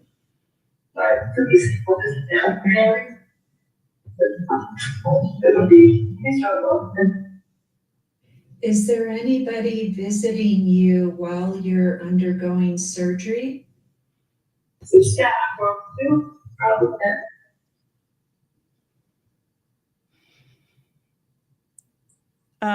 Okay, so on here, she is sharing her experience that she's peaceful, she's healing, and she's being literal in answering the question, because I was imagining, like, is there a spirit visiting you? But she says the staff of 2 come in. Mm-hmm. And I can't verify that, ask if, the staff of 2 came in the operating room, but that is a responsive answer. And then we end with her here.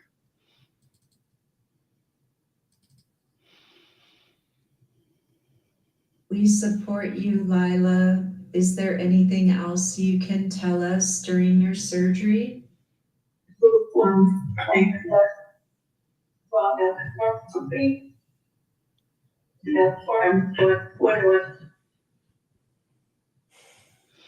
And I really like that last one. I mean, the dog does have aggressive cancer, but they bought time with her.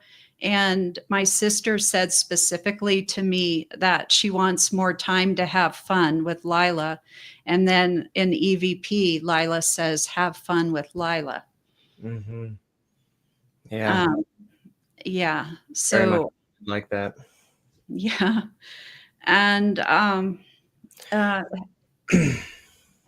yeah, I have a couple more. Should we just kind of wrap up the videos, or do you want to stop? No, we can. Yeah, go ahead. Yeah, go ahead for sure. Okay. Yeah, Okay. these are interesting. Yes. Yeah. All right. Let's go a little bit more. This one, just for time, I condensed it, but I did an experiment with a member in my Facebook group who has 2 cats, and she brought 3 feral cats into her home, so there's 5. And she wanted to speak to one of the feral cats and ask additionally why it bullies, why it singles out one particular cat in the house to bully. So we're going to go with this.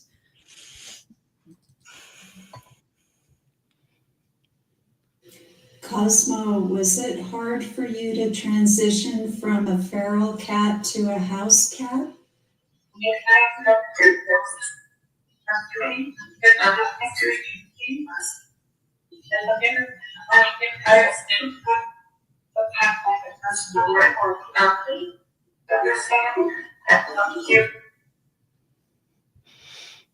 Okay. So when I review with the owner, she says the cats all have their own perch or cat tree. So the cat's saying, you know, the tree is everything to each diva. The cats are females. So I didn't know she had a house full of female cats. And she says at dinner, I get my food cup. Like, you know, hey, it's great to not live on the street anymore. I get my regular dinner cup. And then the owner was really laughing when she said, a cat mind is too great for mommy. Like they're the superior intelligence. So I really got a kick out of that one. It was fun. And then on the next one, we asked the cat why you bully the other one. And this this has a swear word in it, the F, but I'm going to play it, and then I'm going to talk about what I think about that.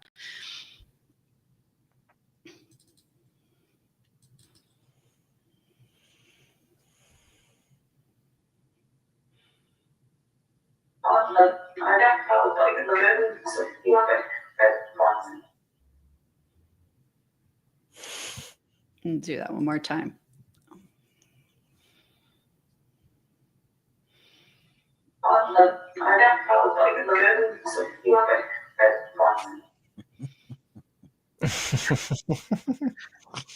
Yeah.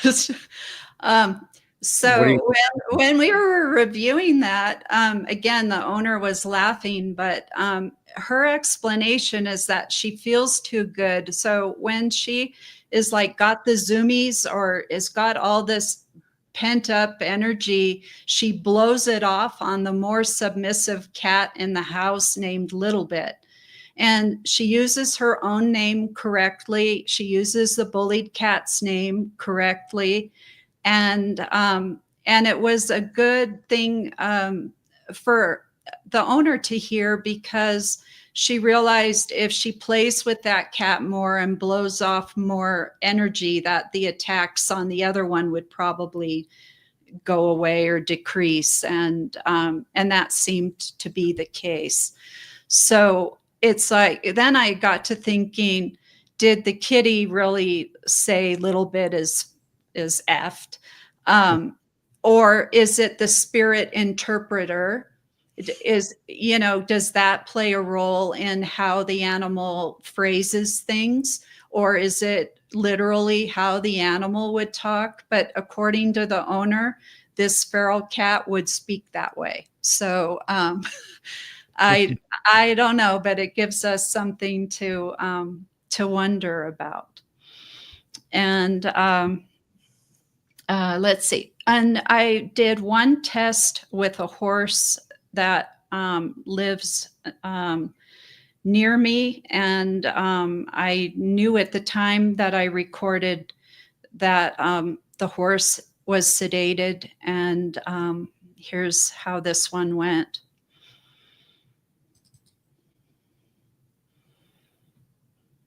Well, we got album was sometimes scared. Big part of it has but kind of hard basically it you just like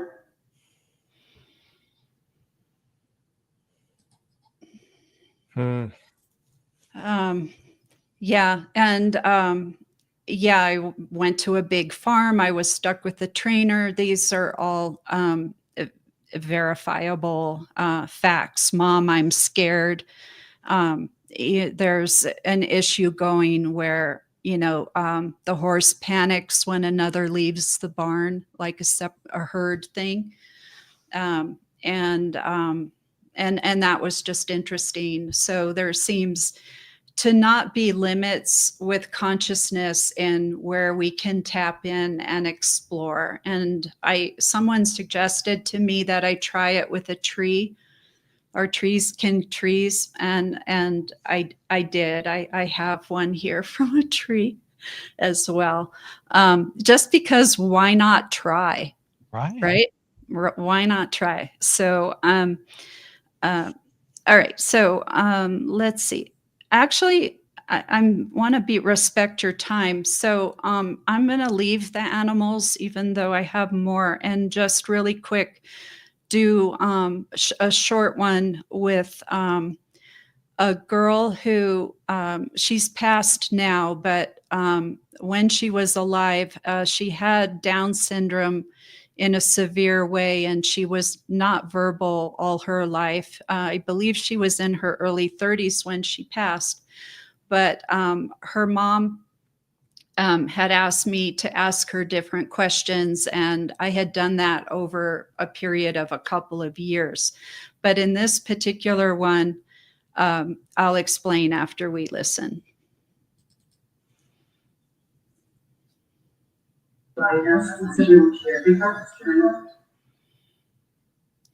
Okay. So this was one of many EVP that had come on this session. I didn't know what my best choose, very comfortable. I just give what I get, and the receiver says if it resonates with them or not. And Jill's mother said, Ellisa, oh my God, I just took Jill to the mall, and she has a really small, wide foot that's hard to fit. And I was wondering to myself if these shoes I got her were comfortable. And so just randomly, Jill says that those are her best shoes and they're very comfortable. Wow. It's like Wow. it answers mom's question. And then other things, have been said about her favorite song and how mom can support her with her nutrition and different information that her mom wanted to know. And and Jill also had a heart condition, and her mom wanted to know if she would be needing another heart surgery. And Jill spoke like a regular child, pretty much. She just kind of blew it off and said, hospitals are dumb. That was her. She didn't really answer she would need a surgery, but gave her, her assessment that hospitals are dumb. And and other things. Jill has a brother in spirit, and she mentioned him by name a couple of times, and I didn't ask about her brother. So it's a great opportunity where I have like a couple of years to do sessions with a person living, and then continue to do them with the same person after they've passed. I mentioned the man on life support, and the sound quality is a little like not perfect, but I just mentally reached out to my friend's friend and asked what he wanted to share, and this is what came from somebody who is on a ventilator.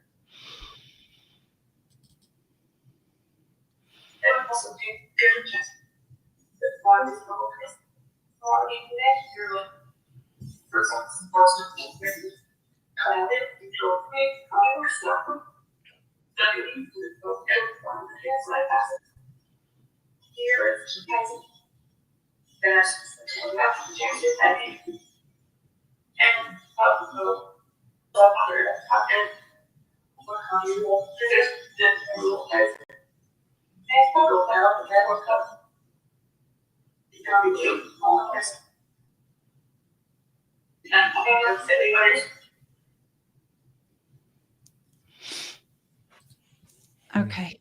Mm-hmm. So, yeah, so that's a situation. Again, it's until I give it to the loved one, I don't know how it's going to resonate with them. You know, certainly I'm open to them saying, you know, no, you didn't hit it, Ellisa. This doesn't sound like them. But in this case, my friend said it sounded exactly like him. His mother is in spirit. It seems like she wants him to go through, you know, from this world to hers, and you know, and then the information about the doctor in the hospital. It's like it all fits in with what the situation is. He's not talking about being at a circus or amusement park or a beach. He's speaking about being in the hospital, and so. And he's able to say I love you and say goodbye because he passed on a ventilator. Mm. Yeah, it's always very appropriate to the situation. Do you ever run into a case where you get something that's just non-relatable to what's going on, or does it always is it always pertinent like that? Um, Or do you? I wanted to ask you that. Like, what do you get anything odd sometimes that makes you wonder whether something out there is communicating or trying to trick you? You know, I mean, many of us feel that there's this kind of trickster element to the other yeah. side. And, I'm trying to think, and I'm not really recalling getting something that I can't figure out. Um, um, I have had occasion, very rare over the 9 years, where I'll listen and I just picked up some rude, random, you know, spirit. Um, I call them the meanies. Mhm. um, but what I was taught to do in that case is to just ignore it and move on. And I don't like sage or cleanse my space or ask for protect. I don't do any of that. And I was advised not to, because when you set an intention like I'm going to clear my space, you're already in your mind drawing the negative to you. Like you're anticipating negative or thinking it's possible it's going to be mean and negative. And now I need to protect in this. So you're already call it in. So I just blow it off. And they said, you know, just behave as if you dialed the wrong number, you know, got plugged into a party line or something, and hang up and try again. And that's always what I've done. And I've never suffered for it. And I really don't. I'm always trying to reach high to like people who are so loved in spirit. And when I get things that don't make sense, or I just think this is not applicable to the person that I'm recording for, like when the cat drops in, or when I mentioned to Todd earlier, there was a time when my mom was alive and sleeping off anesthesia from a procedure, and she came through my EVP unexpected as a living person. And obviously she was complaining about her physical health to her mother in spirit, my grandma, and I just could hear my mom bitching and complaining about how she felt physically with my grandma. But I can figure that out. So yeah, sometime, but there probably, and maybe I just don't remember, there's probably been a time where a person has had an EVP from me and they'll go, I am not really sure what that means. And then we'll talk about it. I'll say kind of how I feel and they'll say how they feel. And my general like advice is, if everything is hitting and making sense to you and then there's something along the line that doesn't, just put it in the back of your mind or blow it off, because maybe it was just a fluke, a fluke message that got in there, or maybe it'll make sense to you later. Last question, and then we can wrap it up.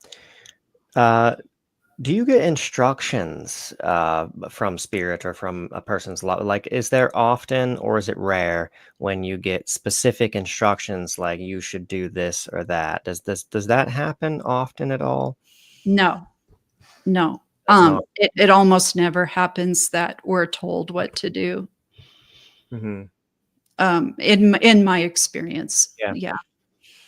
That's a good sign, because if it was something, my just one issue that I can't resolve with this is just, you just don't really know for sure, whether there's something over there that's masquerading, as your loved one, unfortunately. I wish we could confirm.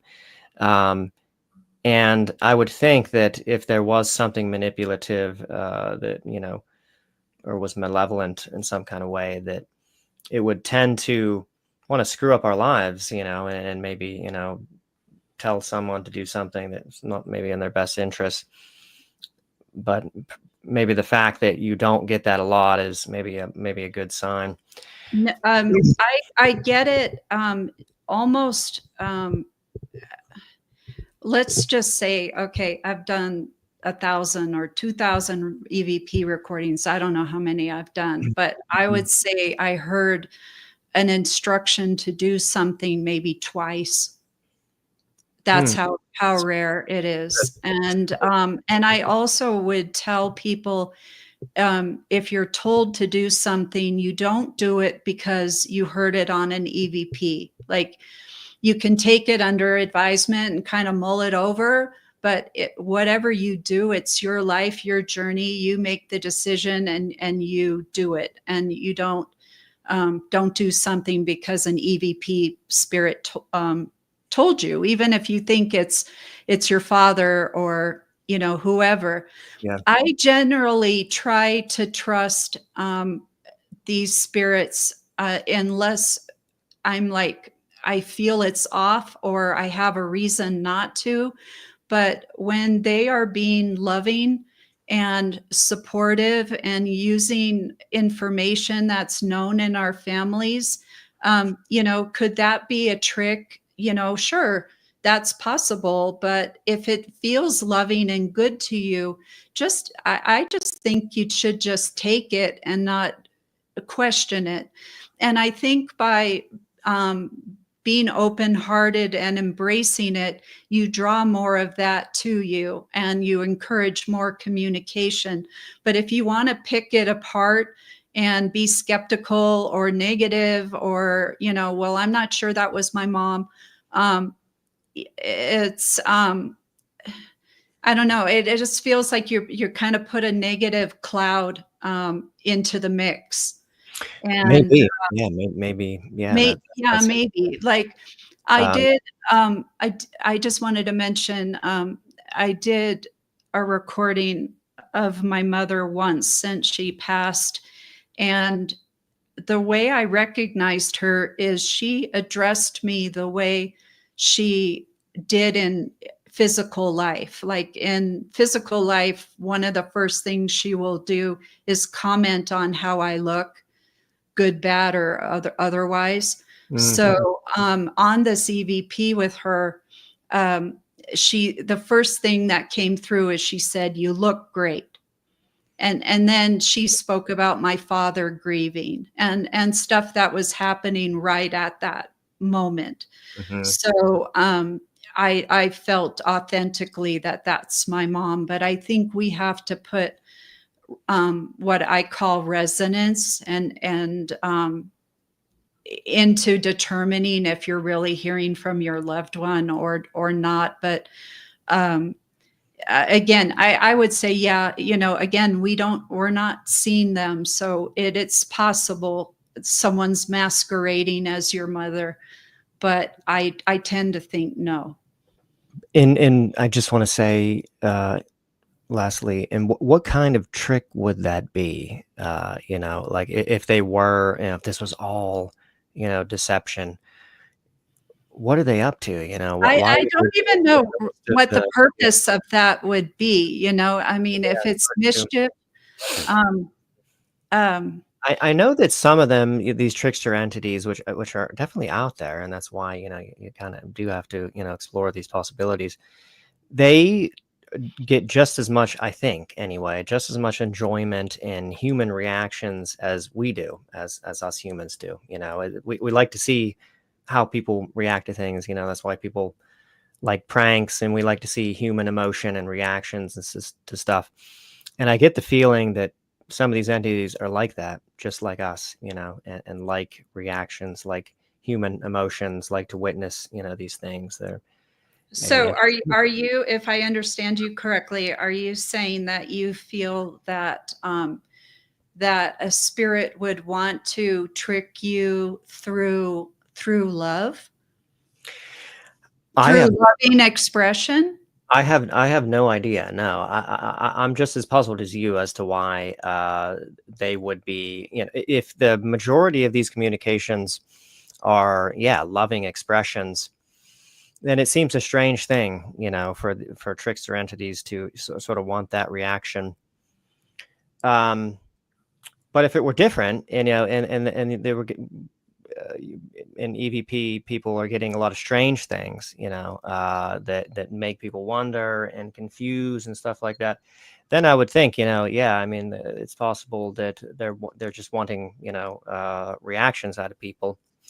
But no, I think what you've showed us lends credence to the real possibility that it could be the loved ones themselves, because of the outcome. I think you will know them by their fruits is a valid sort of metric here. Yeah, and I want to comment too, because I am genuinely, I'm going to use the word like ignorant, or unexperienced. Inexperienced would be a nicer word. I never have participated in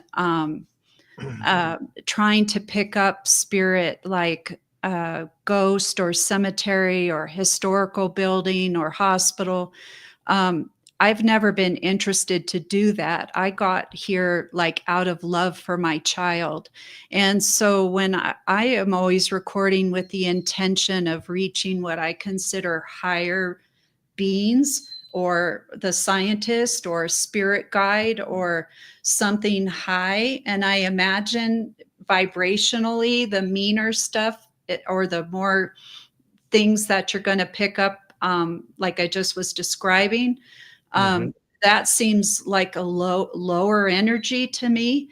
And that's where maybe more I would be suspect of hearing something tricky or not, not nice or not kind, or a spirit messing with you. But I don't work like in that world, and it just hasn't affected me. So I can't really comment because I don't know. Mm-hmm. And that might make all the difference. Your energy that you're putting into it, it'd be interesting to see, if there's a huge variance with researchers who seem to be overtly, just trying to do this for entertainment purposes, or for some lower, purpose than trying to help people, what results they get, and do you Yeah, know? you'd have to ask them, like, if they get tricked or they, pick up. I mean, I don't, I have a few friends who record, and, sometimes they get in a funk where they're picking up rude EVP and not, reaching the target they're reaching for. But I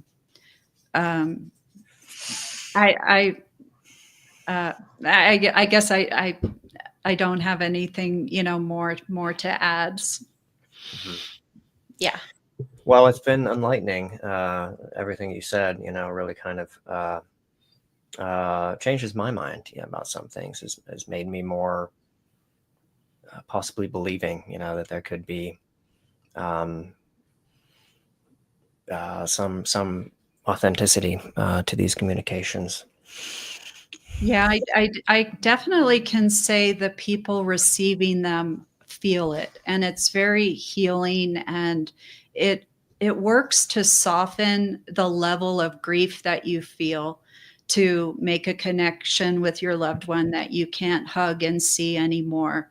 Mm-hmm. And that's the purpose for doing it. And I think that anything that's not harmful that we do to help us get through each day, until, especially, I can, just speak on grief of having my child have cancer and watch him pass, and the impact and the missing, it's indescribable. So if I'm able to connect with him, it helps keep me going. And if I hadn't, I mean, it's hard to say, but around the time my son was dying, my heart literally was broken, and I had 2 cardiac stents put in, and my heart could not handle it. And it's but somehow I'm meant to be here, and it almost feels like I'm meant to do what I'm doing, and I know he's supporting and helping me from where he is. And I know that based on EVP communication, and how frequently his name is brought up in sessions with other people, where they'll say my son got them, or that he's there too, or whatever comes in. But this has been like critical to me, and if I'm pay it forward, helping other mostly moms, but really anybody who's suffering grief. It hurts like nothing else. And that's we can only do the best we can Mm-hmm. do. Yeah, and I just think it can't be overrated how impactful that can be, to just resolve that grief. I mean, and just how good of a thing that is, I mean, I just can't see, even if just marginally, lighten someone's burden, from the loss of a loved one. I mean, that's just seems to be exceedingly good to me. Yeah, and then the other thing too, and why I want to, I'm pretty deep in this research, but I would want to encourage other people who record to try to record your pet, because why not? Let your pet be asleep. Don't use their name, but think a question, or just ask a question and see if you get a responsive answer. Because when I'm working as a solo person, I don't know if, can other people do it too? And I hope they can, and I would want them to, because it benefits you, and it benefits the animal, and you learn about how they feel, what they understand, what adjustments, if any, you need to make at home, for them. So I think that's really important for animal welfare. And then when you can't speak to a loved one that you're caring for, if you're able to get questions answered that makes sense to you, that's really important too. And just to end, in one case with a good friend of mine who had me recording his mother with Alzheimer's for a year or two before she passed, there was some relationship mending that went on from her being able to express things that she had never said. And, because there was conflict in the relationship. And so some of the love and the hurt was mended through the EVP messages. That's somebody, a nonverbal person, a person who's become nonverbal can no longer say, I'm sorry, and son, I love you. And, and try to make it right before she crosses over. So there is, I think, a lot of really important reasons and to pursue research in both of these areas. Yeah, absolutely. Mm-hmm. Yeah. So there you go. Well, Ellisa, I want to thank you so much for coming on. I've learned a great deal from you, and it's very, very fascinating to see the animal part, because people don't think of that when they're thinking of electronic voice phenomena. They're thinking about spirits, So Yeah. yes, the telepathy thing that's wonderful. This is great news. I see this going farther. I hope so. So if anybody tries it and it works, I genuinely would love to hear about it, or hear your pet EVP, or whatever. Maybe we can get a thing going, where lots of people have their dogs and cats, and check out if you can receive EVP. And it's pretty comical in some ways, what you can hear from them. Yeah. Nice. Ellisa, stay with us after the show for just a few minutes as well. Okay. I have a couple of questions to ask, but thank you so much. It's been my pleasure. Thank you. Thank you. I want to end on this. Tonight we opened a portal, and not just to the voices of spirit, but to the truth of what it means to still love, still wonder, and still listen. Now, Ellisa didn't just show us what's possible through EVP. She showed us what's human about it. The grief, the laughter, the questions we can't quite answer. And we heard from animals, from children, from mothers and sons, from the silent, from the sleeping, from the ones who never had a voice until now. And through it all, we learned, this is what we learned, that most spirits, they don't come to command us. They come to comfort us. They don't tell us how to live. They remind us how to love. The real magic in Ellisa's work isn't just the voices that she captures. It's the healing she opens when someone hears exactly what they needed the most. So whether you believe in spirit stations, talking pets, or messages from the soul, one thing is clear: we are not alone. The static is never just static. It's memory, it's meaning, it's love trying to find a way through. This has been Paranomaly, where the voices you thought were gone might be closer than you think. Until next time, keep listening, keep questioning, and never be afraid to speak into the silence. Thank you, everybody, so much. Have a good evening.